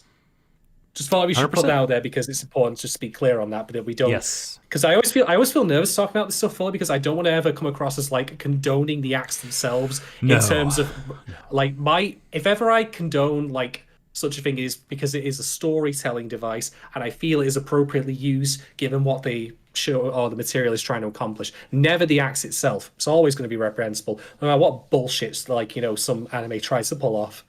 100%. Anyway, could not agree more. So, really quickly, so my least favorite is the violation in question. Oh, easily for me.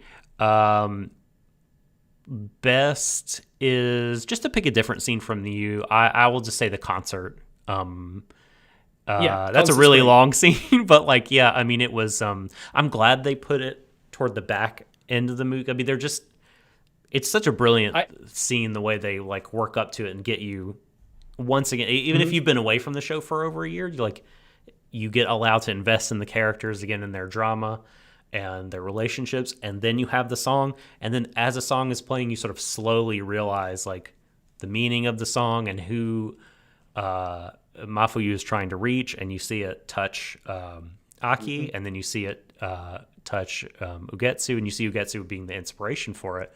And you're like, oh my God, this is all coming together. Like it's brilliantly done, and it was a great song, super catchy, and that was my favorite.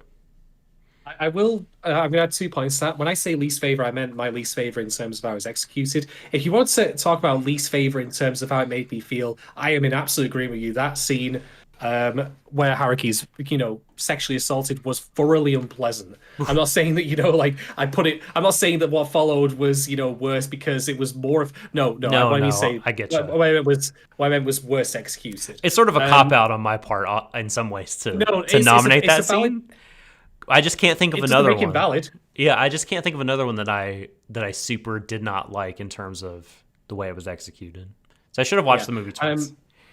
I will also add, by the way, I really appreciate in the concert that on those long shots, just briefly, the band started their VTuber careers because they turned to 3D models.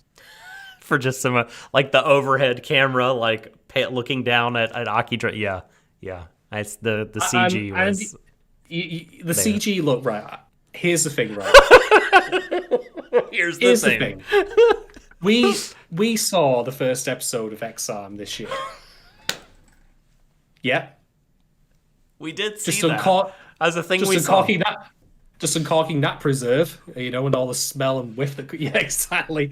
And look, right, I only bring it up because I found it funny and not because I'm actually going to criticize the film for it in the slightest. Because for one, there is, of course, objectively far worse that's on for far longer. And two, you know what? Like, it can work as a substitute for having to animate otherwise complex performances. I'm fine with it. And really, you're not actually, I would argue, there for the visuals so much as you are for the emotional undercurrent. You, of course, need to have them play. You can't just have them, like, wheel out a jukebox. Or, dare I say, pull a cop out where they're listening to a tape after the facts. Or looking at the YouTube video. That'd be amazing. Aki goes to say, like, man, I had an emotionally intense experience with it. I probably should narrate it. Yep. Yeah. But yeah, the CGI was a bit stiff, but it was there briefly, so whatever. I just wanted to bring it up because I felt it'd be funny. Oh yeah, no, it was I like fine. It was I fine. like taking the occasional pot shot. Yeah. Okay, next question from Kate. Would you have preferred this second arc be another season over this movie? Why or why not? Well, since we've seen the movie, I think it's the perfect length. Yeah, I think so. I think some folks in chat were saying that there was stuff between Mafuyu and Uenoyama that had to get cut out in favor of emphasizing the A plot in this one. And this is where I think, this was a really good adaptation. I think that was smart to do, and trying to cram everything into a 60-minute feature would have been super bad. So I think that they exercised discretion in the right ways here, made good judgment calls. Yeah. So just because, so there was stuff we didn't get, but it's hard to say because I really, really liked this movie. I liked the tighter focus and the shorter runtime, and I felt like it just told a tighter story and got to the point, and I'm always in favor of that. Yeah, my comparison for this actually, Further, you'll know this talk firsthand, is The Promised Neverland. Because of course season two has garnered not a small amount of controversy for cutting whole swathes of bad decisions. Yeah. Mm-hmm. Yeah. But here's the thing, right? I have not read the Given manga. I have not read the Promised Neverland manga. So I can only go off my reactions to the comparisons to the first seasons.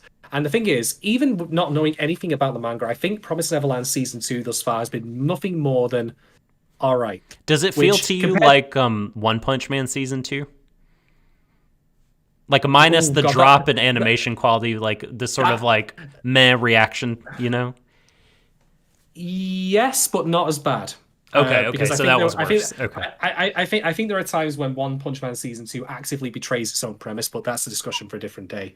But anyway, even though I've of course not read the Promised Neverland, I've 5 episodes in, all I can think to myself is this is all right, and that is in comparison to how I felt about the Promised Neverland season 1. And would you know it? I think a plucky young YouTube channel covering anime has discussed that at great length. No, of course it was me, it was you, it was Valerie. We had Emily on for a bit as well, and I thoroughly loved the Promised Neverland season 1 because it was so just good. It was an amazingly atmospheric, tense, powerful, escape plan.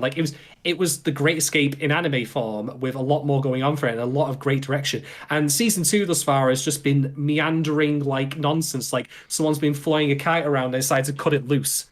Okay, cool. Now what? Man, and the comic does not feel that way. It's such a shame. I mean, no, yeah. I'm only going off of, by the way, what I hear people. I haven't watched beyond episode 1 yet because I am still actually doing, despite me being super busy and not being able to record much of it yet. I'm still doing those reaction episodes on an episode-to-episode basis. But I just hear people just crushing it, saying it's making all the wrong decisions and really failing. And what you've just said, that it feels so sort of directionless. Like, man, the manga it did not feel that way. Like, it still had that sense of propulsion that the first arc had. It didn't lose that energy, and that's just such a shame. Yeah. Why am I bringing up the Promised Neverland, though? Because, again, I've not read the manga, but I can have a direct comparison between seasons. And similarly here with the Given movie, I can compare how I feel between the movie and how I feel about the show, even though I've not read any of the manga, and my feeling is broadly the same. I really liked the actual show. I really like the movie.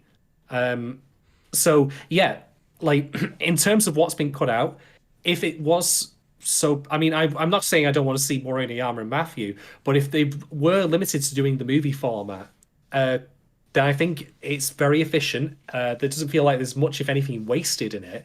It fills its time so admirably. And insofar as doing a movie, we've got to also remember that it's not just the structural element of how long a show goes on for, but also what they can actually show, which is key.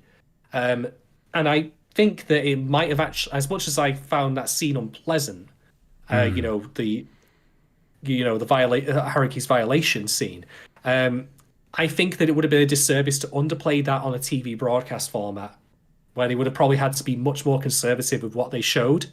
Yeah. Oh yeah, no doubt. So in that case, both in terms of structure and the ability to be a bit more how do we put this, explicit in the content, I think the movie was the right choice. Racy. Racy. It's probably not the right word. This is not. No. There was no. This is not no, not you're for titillation. At least not the scene that you're we're thinking of.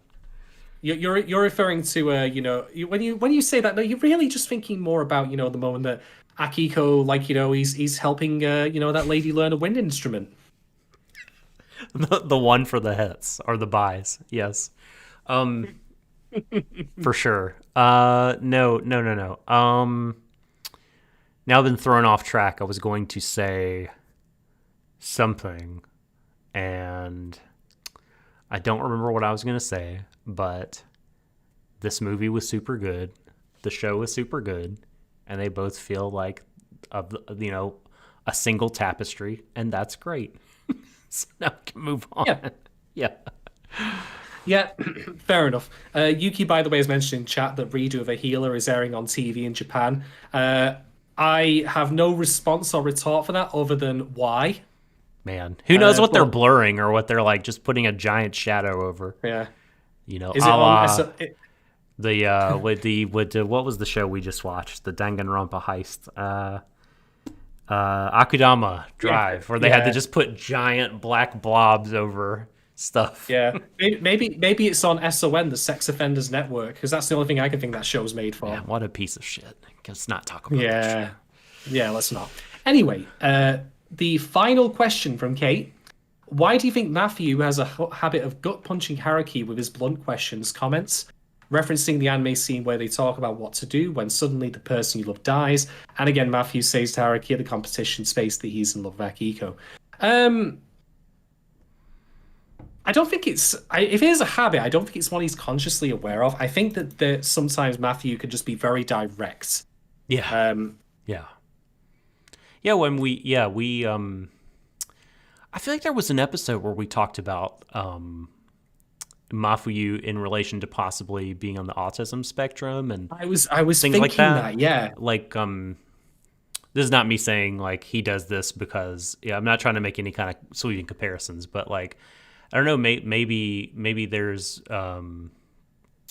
something going on there. Yeah, he is very direct, and sort of the kind of language games that we play in terms of like social niceties and small talk and kind of politely asking difficult questions.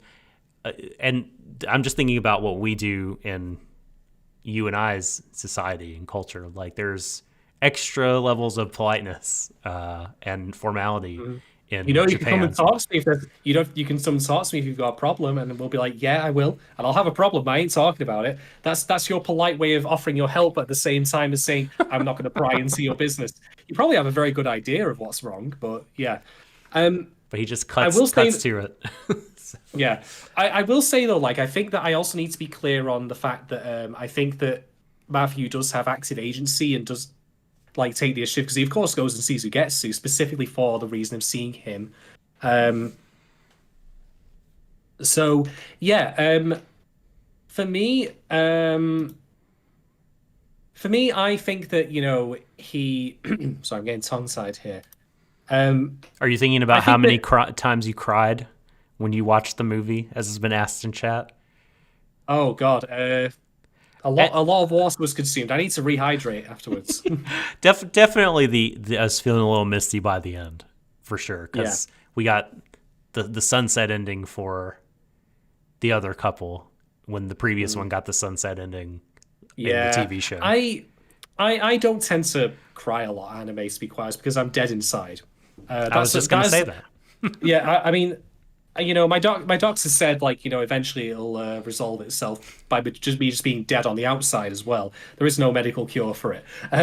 But no, anyway, I think it's just a continuation of his directness, but I think that he's, in some sense, tried to now make more direct, like, actual use of it, like, where he realizes that his bluntness can actually be a good thing. So yeah, my basic answer is just that I think that's a part of his character we've always known, but now he's actually, using it to his advantage a little bit. Yeah. Yeah, no, I agree. Nothing more to add. Cool. Right then, that brings us to the end of our Patreon questions. So thank you very much to everyone who's participated. That's quite a lot to cover, but it's also covered a lot of our talking points, which is great. I'm glad that we got to go through that all, particularly the stuff involving, of course, that particular scene because it needed to be discussed. So as for talking points, the one thing I want to bring up firstly is I want to talk about color use in Ugetsu's apartment. Because, by the way, one small note, it was pointed out that the walls of Ugetsu's apartment are actually soundproofed. And do you want to know why I think that's a really, really genius addition? Tell me. And it's not anything to do with the practicality of it, but bear in mind that Akiko and Ugetsu have coveted each other to the point where they won't, keep it like down. they go see they go well. There's that, but they go see other people, but they keep coming back to each other, and they connected over their music. And as much as there is, of course, an element of public performance, I think that it really is that, when they perform together, it's very much so private, like so, we keep each other for ourselves kind of thing, that they'll even go as far as soundproofing the apartment and keep, that being underground, out of sight element of it as well. Also, Yeah, I was going to add that too. No sunlight and no sunlight. cut off from the rest of the world, like their own. Yes, in a way that was stifling both of them. Yeah, this is our private space for us alone. This is our shelter. We only belong to each other. We're that closely knit to the point where it's poisonous to each other, and all the aspects of the apartment gel with that. But then, of course, color. So the color in the apartment is muted gray, miserable nonsense. Just everything's steel. Yeah. I mean, I joked in the podcast series that we did, there was like something out of Half-Life 2. That's right. Which it still stands. It's still true. But I want to know, the only time sunlight ever actually comes into the apartment is when Matthew turns up at the end. Right. Yeah. He literally comes in and suddenly the place is brightened up, which I think is a great visual for, firstly, Matthew's role in the film, but also the fact that it illuminates Ugetsu's mind and gets him thinking about what's been going on.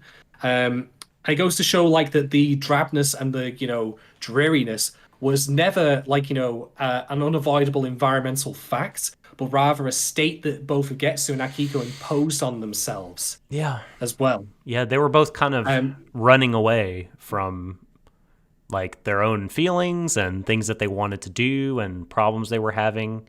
And so they were just trying to cut themselves off from even their own hearts in some ways down in that steel dungeon. Yeah, exactly. And the final thing I mentioned is that is, of course, in direct contrast to Haruki's apartment when Akiko stays over, because, of course, we have things like, there's air coming in. It's very sunny and bright, Fireworks. Fireworks, even. Yeah. By the way, I really like the visual direction of that one shot where it's a close-up of both their arms, as they're leaning on the balcony. It really, it's not a great big space between them physically, but the way it's shot to give that close-ups to them, where the entirety of the frame is mostly the yawning gap between their elbows, really emphasizes the distance that still remains between them. Mm-hmm. So that was great. I really like that. Yeah, great shot. But yeah, Haruki's apartment is bright and colorful, and that does not change when Akiko actually does come and stay there properly, which again just reinforces my theory that the colorlessness, the drabness, the dourness of their environment back at his apartment, Ugetsu's that is entirely a self-inflicted thing. One final observation I will make is that I like that they kept something they mentioned in the show about coffee and all that, and that is something that still happens in the actual in the film, where coffee is a ritual for them. But it's a thing that goes to show that even though they are, of course, a deeply fragmented and troubled couple, if they are even a couple, they still have those little rituals, the little things that couples do for each other. That's still there. Yeah, it's true. And It's true. and Love that. and I mean, Akiko's got the big spoon in his, and of course, who's got the little spoon. Yes. Sorry, couldn't resist. Jesus. So I want to talk about a scene that Lucy mentioned a bit earlier in chat, and that is when Aki runs after Ugetsu and breaks up with him. And then I guess a little bit of like when they were talking earlier in the apartment, just sort of the breakup in general. I mean, how did you feel about all that? I mean, I know that there were emotional scenes for sure. There was definitely a part of me that felt like if I watched this in a certain mood or maybe at a certain time in my life, I'd be so pissed at Ugetsu. I'm like, you're just being so fucking unfair, man. Like, you broke up with him, right? You dumped him. And now that he's like saying, I'm not going to like come back to your apartment for sex. Like every so often you're like, no, like you can't give up the violin. And I'm like, you unfair motherfucker. But like, so I didn't feel that because, I mean, again, I was just in this place watching it where I just felt so bad for how twisted up Ugetsu was and just how much he needed a fresh start. In his life and just some kind of like a new day to dawn, you know, and a new sun to rise and to set some new goals. And just that, like, you know, I felt so bad that his relationship had become so toxic. Like, cause that's, you know, I mean, that's gotta be an awful feeling. I've never experienced that. Like a genuine, like romantic love going sour and becoming destructive and toxic. Like it's got to be, I've seen it in friends of mine, unfortunately, and it's awful. It's terrible because you're like pulled together but pushed apart at the same time, like the planets you mentioned, and coming back together hurts, pulling apart hurts, and he's really in some ways grieving because his heart is broken, and that those two emotions can be pretty similar, right? I mean, because you are losing someone, and he confessed to Mafiu, you know, so I'm afraid of losing part of myself when he moves out of here. Like it was just such a big part of my life. It's part of who I am. And, you know, I hope the music still remains and lasts, I think is what he said. But yeah, just all that stuff I thought was really, really poignant, you know, well delivered. And it could have gone in a way that was very simple and clean breaky, but I wouldn't have felt good. I liked that it took a couple of tries. I like that, you know, I felt like Akihiko wouldn't let go of his hand for a moment in the end, wouldn't let go of Ugetsu's hand because he's just wanting to like communicate through his own body. Like, I wanted you to know how I feel. Like, I still appreciate and love the time we had together. It was so special to me, but I also feel like we have to move on, and it's not like I don't hate you, you know, but we can't do that. Like all those really complicated feelings, trying to like almost magically kind of port them through touch, but then Ugetsu pulling away because he has to pull away because he, I think, ultimately feels similarly, and they just kind of in some ways don't understand each other at certain points in the movie. But I loved it. So what did you think of this aspect of the movie? Yeah, I thought it was a good send off. Like, I think the hand holding thing as well also might just be because for all that, you know, they obviously were toxic with each other, I think there's still a core element that was worthwhile. I mean, I know it from personal experience as well as having read about it, that if you've gone through a bad relationship, once you leave that, you retroactively, your memories will be like, no, it was all crap. It was all crap. All of it. All of it was shit. She, him, her, whatever, was always a dickhead. But no. That misses the truth of it, which is that it's a complicated mess of stuff where ultimately the bad did outweigh the good. That's why you're ending it. But I think, you know, the hand-holding thing is like maybe also could have been Akiko's like final, just one last time. I know this is definitely it, but I know there were things that were good about this, you know? Yeah. And I think I would like to give that for myself and also for Ugetsu, you know, like, because, you know, it could have been they never even went to see him at all. But I think complicated and messy as that was, like I think having an honest like farewell of each other, as painful as it was the best way for it to be. They didn't ghost each other, you know. Thank goodness. Thank goodness for that. One other thing I want to know, by the way, there is of course the scene when Akiko comes back and he says he's leaving. And Ugetsu like literally pins him down and says no. And again, this was filmed, or rather shot and directed in a very similar way to the scene in which, of course, Akiko, like, you know, violates Haruki's consent. You've got things like Dutch angle happening at one bit where you've got this, like, look at them as he's pinned against the bed. And you don't even see, like, Ugetsu's face, but it's still Dutch angle. It's very off-kilter. You know, the spilled coffee and all that, like, almost like it's some kind of violence going on. The very, like, strong close-up of Ugetsu's eye. And it's worth remembering, again, that Ugetsu, like, in between him and Akiko, like, he is the physically weaker of the two. Like... Because let's not forget, like, a big part of, like, intimidation in relationships can often be a physical one, where you are intimidated by the physical stature or presence of your partner. That's often how domestic abuse, like, comes about. Like, it can not even be because you get physically hit. It could just be that you find them intimidating in the room. And yet, and by the way, this is not me, like, saying that, you know, that Akiko was doing that to him. Not all. But rather, I mean to say, like, you know, that they can also happen in reverse. And here, like, you see, like, Ugetsu pin him down, like, holy crap.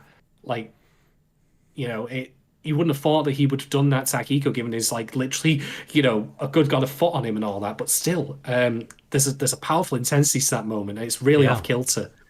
It's really good, and yeah, I think that's why I like such the primal utterances coming out of the mouth of Ugetsu.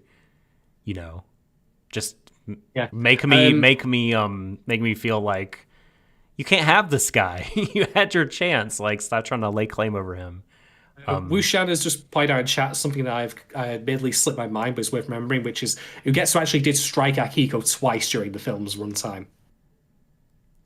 Oh yeah, they don't show it, do they? He just shows up. No, they do. They do. There's one in flashback, and I think one of them happens off screen, but there is at least one of them in flashback. Yeah, that's right. That's right. He do. So bad job out of you, buddy. Bloody hell. Bad job. Brave guy. Yeah. Yes. Aki looks like you could just snap him. I'm making light of it, but yeah, anyway. Yeah. But yeah, no, I'm in agreement. I think it really, really works quite well.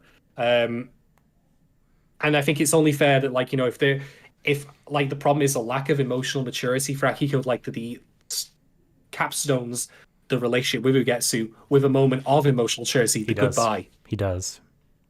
Yeah.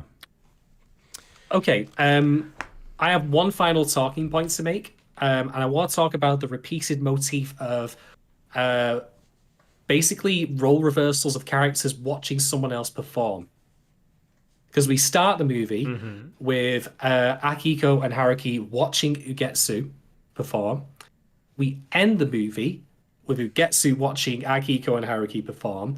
And of course, also we see. No, in fact, it was Matthew, wasn't it? Sorry, it wasn't Haruki in the first one. Sorry, my mistake. Okay. But then, of course, we see Matthew and Haruki watching, you know, Akiko perform, and I think it works really well because it goes to show, like, you know, that sometimes there is a deliberate distance between people that is intentional. And it also plays into the idea of seeing different sides. I think this is something we said about Reniyama and Matthew in the first season as well. Sorry, if I say first season, in the actual show. Sure. Where, you know, there is obviously a very different side to them that they must present when they're performing. But it's still a dialogue, you know? Like, Ugetsu, for example, presents himself as a very refined, you know, like, performer when he's on stage doing the violin, like he was part of a proper orchestra. But then, of course, we see him for who he really is off stage. And then, you know, we get to see, like, at the end, Akiko performing the violin, something that he didn't really want to do because he's rebelling. But now we get to see a more truer side to himself in this public performance, and funnily enough. And, you know, we get to see the band perform together. And there was, of course, a lot of discussion running up to that point that they weren't in sync because they weren't, you know, really like on the level emotionally, particularly Haruki and Akiko. And that, of course, was true in the show proper as well with Matthew and what they discussed about him not quite being there, like he wasn't ready to get his true voice out and all that. And that, of course, is something else here because again, music is communication in this show. We actually made a joke about that. We made the Gundam Wing joke. Just communication, just wild beat. Yes, yes. We did. We did. Why is there that gunshot? I never will understand why there's the gunshot now. It's so stupid. It's really stupid. It's great. Recorded by cowboys. Anyway, You're right. Anyway, I really like that repeated motif there and the way it's inverted and what it means. That we start at a point where the only communication that ever really happens between Ugetsu and Akiko is in the performance and never in private. But then, of course, at the end of the film, when he's playing, he's playing honestly, with the instrument of his choice, now that he has also been honest with Haruki and everyone else. It's really good. It's so good. It's so good. And man, we get to and through Mafuyu playing in the concert, right? We get to return to the theme of being an inspired artist, and like I was saying earlier, like being nervous not because you think you will like flub or make an error, like in and of itself, that you won't be perfect in terms of like, I don't know, just like following some rote routine, but that you'll mess up and that you won't fully communicate because you think what you got to communicate is so important. Like at the end, after they watch Ugetsu perform and Mafuyu's like, dude, we gotta go. I gotta write music now. Like that was so cool. Like I love seeing people like experience that, like have the light bulb moment, right? And be like, I must create. Exactly. Just like when Cheryl Nome wrote on a giant pair of panties. It's exactly like that. That's a 1-to-1 comparison. Yes, for sure. The question I wanted to ask you related to some degree to some of the scenes you were just talking about. So both Aki and Ugetsu talk about how the other one changes their relationship to music. And I wanted to pick your brain and be like, what do you think is going on there, and like why that happens? Because like, just to lay it out for everybody, like Aki, was playing the violin, and then he meets Ugetsu and is like, oh fuck this. Like this dude is a genius, and I hate it, and I hate him. I'm gonna switch to the drums because it's easier. And then, but while they're together, Ugetsu similarly, I think in I don't remember if he's telling this to someone else or just thinking it, but in the movie he says like he doesn't feel that freedom in his music. Like it's I guess sort of stifling, but he specifically he lives like a prisoner. Yes, so exactly. When they're together. So like what do you think is going on there, and why? Well, I think again it just ties into the idea of music being communication or a metaphor thereof. I mean, there's actually something we've not touched on, which is Haruki saying that he's going to do support for a band. Oh, right. And the way that a number of the conversations go between Haruki and Akiko when that comes up, it almost seems like Akiko frames it like he's cheating on him. Yeah. Like, but again, like the music being communication here. I think that. For Akiko, like the first time he met Ugetsu, like I think that was the first time someone truly spoke to him because he's a musically talented person, and again, music being communication. This is where that ties into that. But then, of course, like they were in harmony with each other playing violin. They were of an accord. But then, I'm going to move to a different instrument entirely, different kind of instrument. It's percussion. Not even string. He's going to rebel. That's when they're in discord. But I think it just speaks to the fact that Akiko like is a very musically talented person, but for him, because he is so talented, he can play multiple different instruments. It is related to like the voice he chooses to use and the level of agreement he has. Now, granted, of course, he plays drums in a band, but the band, of course, is like the sum of its parts rather than like two people playing complementary to communicate with each other kind of thing. So I don't know if that made any sense, to be honest. I might be rambling a little bit. No. But, I feel what you're saying. Yeah, but I think again, it just all really goes back to that core idea of music is how these characters communicate emotionally with each other beyond just simply talking out the face, which is still important, by the way. It's not literally like, that Akiko meets that meets fucking, um Haruki at the end and just starts playing a harmonica to like explain how he feels. The big boom box, I'm gonna serenade you. Oh, Yeah. that's funny.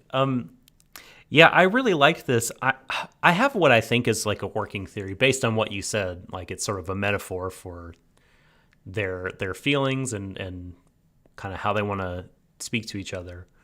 I don't know if it's makes total sense of everything, but I think I like that. Try me.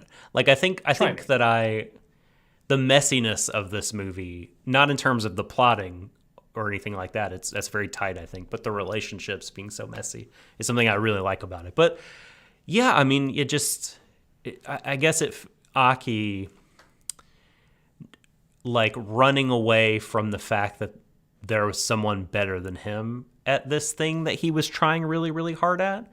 And I guess not just that like someone was better than him, but like being in close proximity to someone who was like that incredible at what you were doing. It'd be like if I don't know if you married Michael Jordan, but you were also a basketball player. You'd just be like, oh, you're the other one. He's placing fourth, but who gets it is like a world traveler doing it. So it's got to be hard and to some degree stifling to his creativity because he loved music. And I mean, he ends up hating it at one point, but like I think part of the reason he switches to drums is I guess he felt it was easier to excel, but it's just this different thing where he's not comparing himself all the time to this genius. Well, when you speak about comparing, though, don't forget Haruki. One part of his difficulties in this film is feeling like he doesn't belong, because of course Akiko is a multi-talented performer, and then he of course compares himself to Ueniyama and Matthew, and this feels so wonderfully authentic. I've been there myself. But I love the fact that he seems to conflate the fact that the two of them, even if he doesn't recognize it, are in a relationship, where they have an open, dialogue with each other emotionally. They're good. They're rock solid. And he can't have that. And that conflates in his head also with the fact that he can't then, contribute to the band. Because for them two, their contribution is their collaboration with each other. Right, that's interesting. Akiko's contribution is one of being talented with the drums and just being multi-talented in general. But I think there is a time when we conflate our emotional distress over romantic affection maybe being unrequited with also being not having a place in the world. Because for some people, rightly or wrongly, their place in the world is by someone's side. So I don't have a place at someone's side. I don't have a place in the band because I'm nowhere near as good.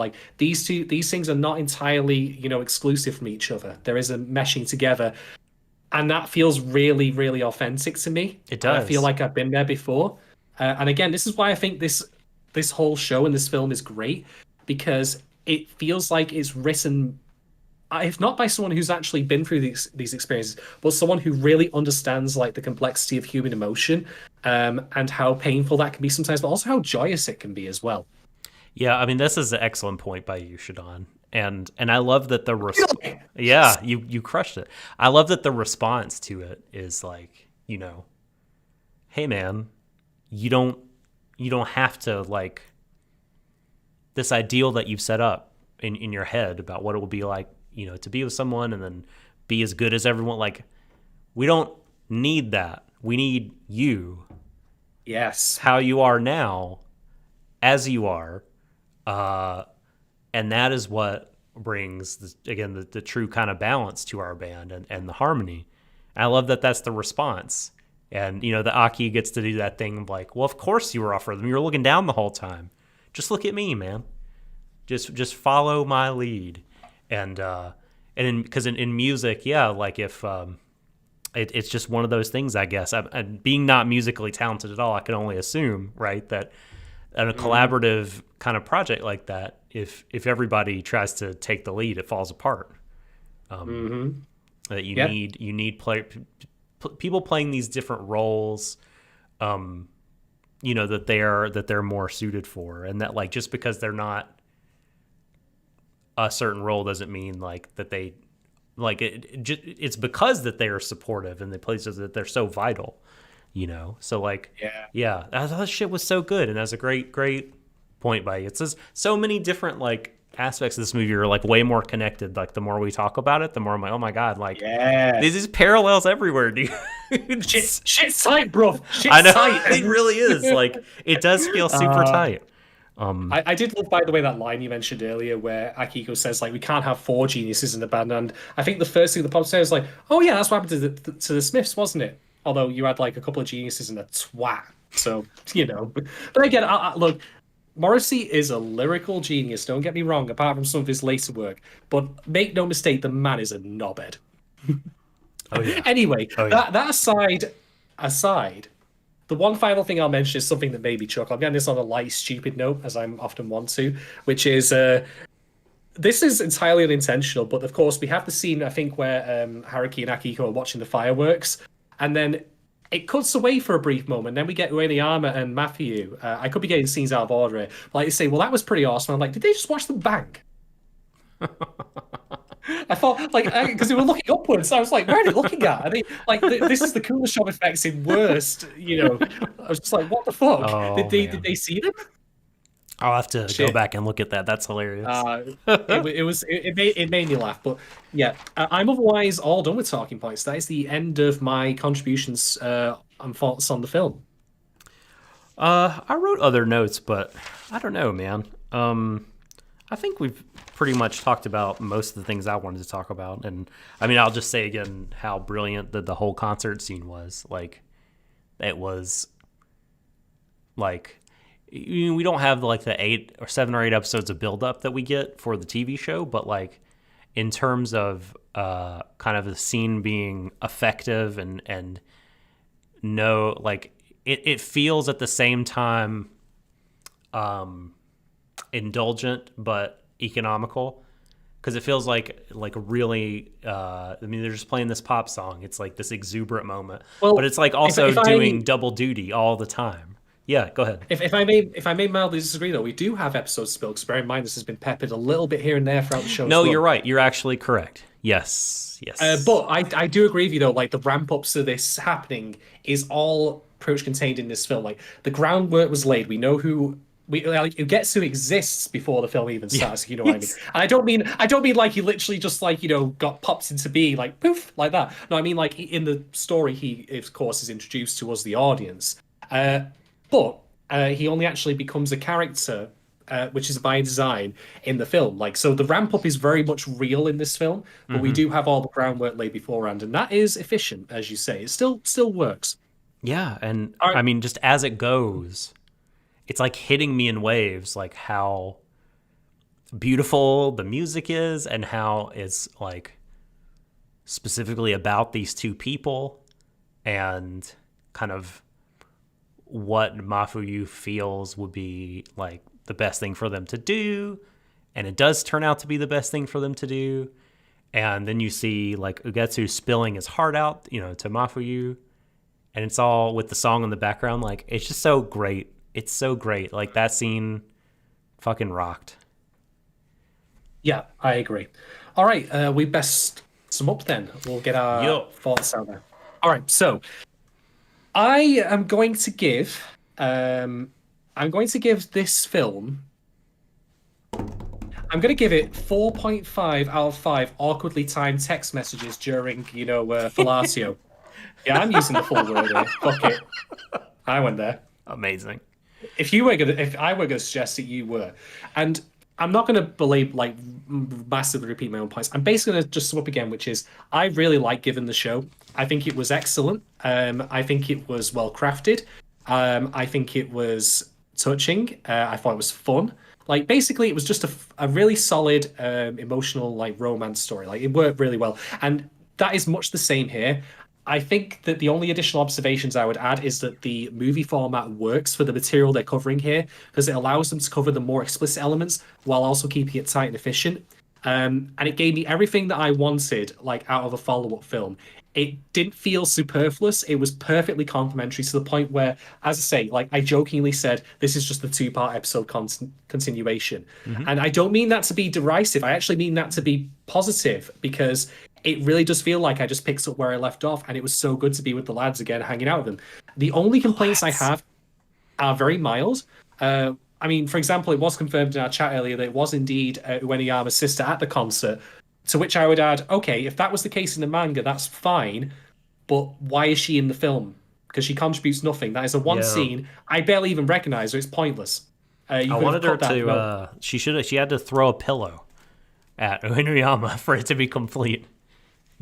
Otherwise, I can think. scrap her. I can think of worse things she could have thrown at Akihiko. Like he just like looks down, picks up, and goes, "Clear blue. What's this?" Oh, that right. I forgot that she had a thing for him. That's right. Yeah, Fuck. yeah. Yeah. Sorry, I couldn't. That was quite crude of me. But yeah, I thoroughly enjoyed the film.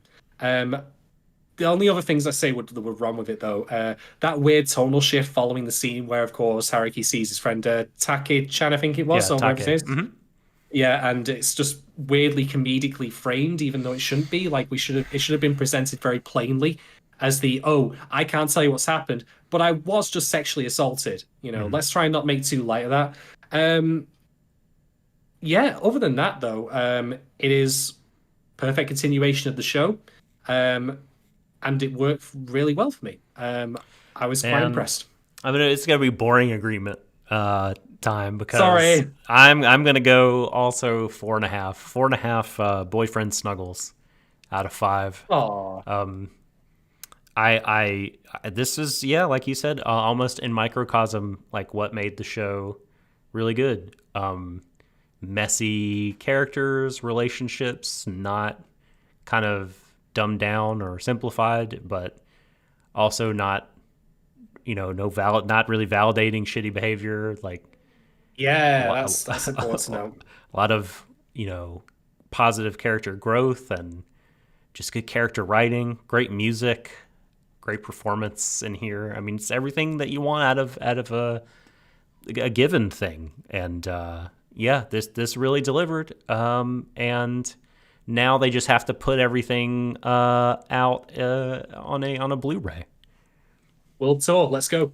That's put it all with the, who Sentai, Funimation, whoever, like, snap this shit up and put the TV show and the movie on a Blu-ray together.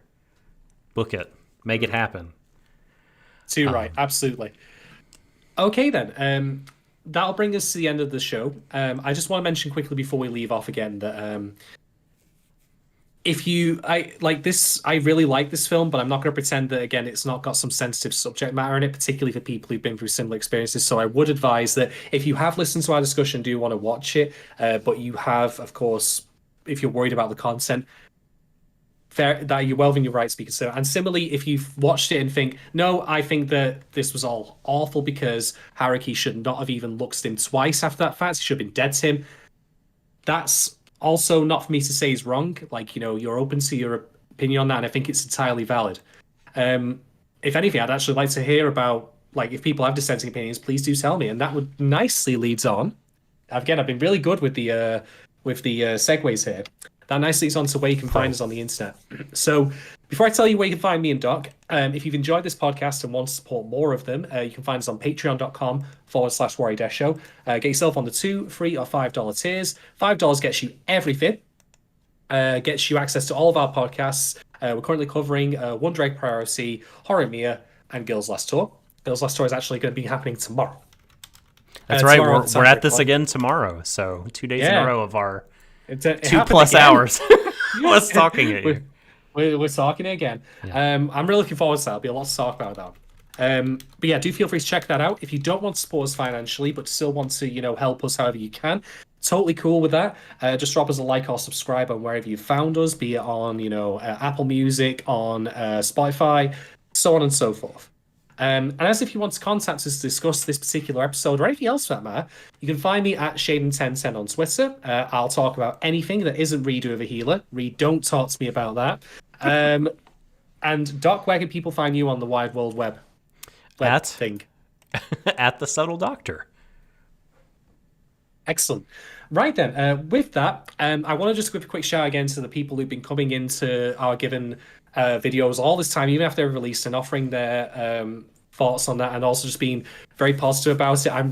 I look back on that with a sense of pride because I feel like, that we did really well at that, and I'm really happy people enjoyed our discussions of it, even despite the inherent limitation of the fact that, that we're on the straight and narrow, as it were. Sorry.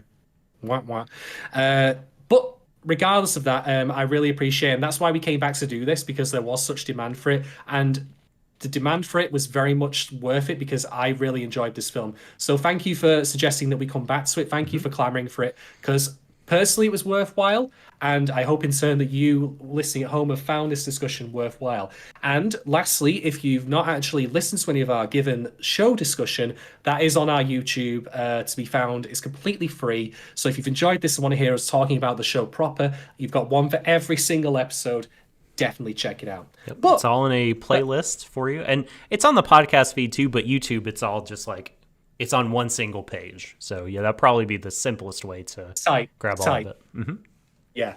But on that note, we will leave you. So thank you very much, everyone. I hope you all stay safe. Take care. Look after yourselves. Look after your loved ones. I've been Shadon. That's been Doc. And as we often say on this podcast, embrace everyone. It's the end of the universe. Good night. A special good night. If it was your first time here, check us out tomorrow. Mwah. Goodbye. Good night. Bring back the brothers.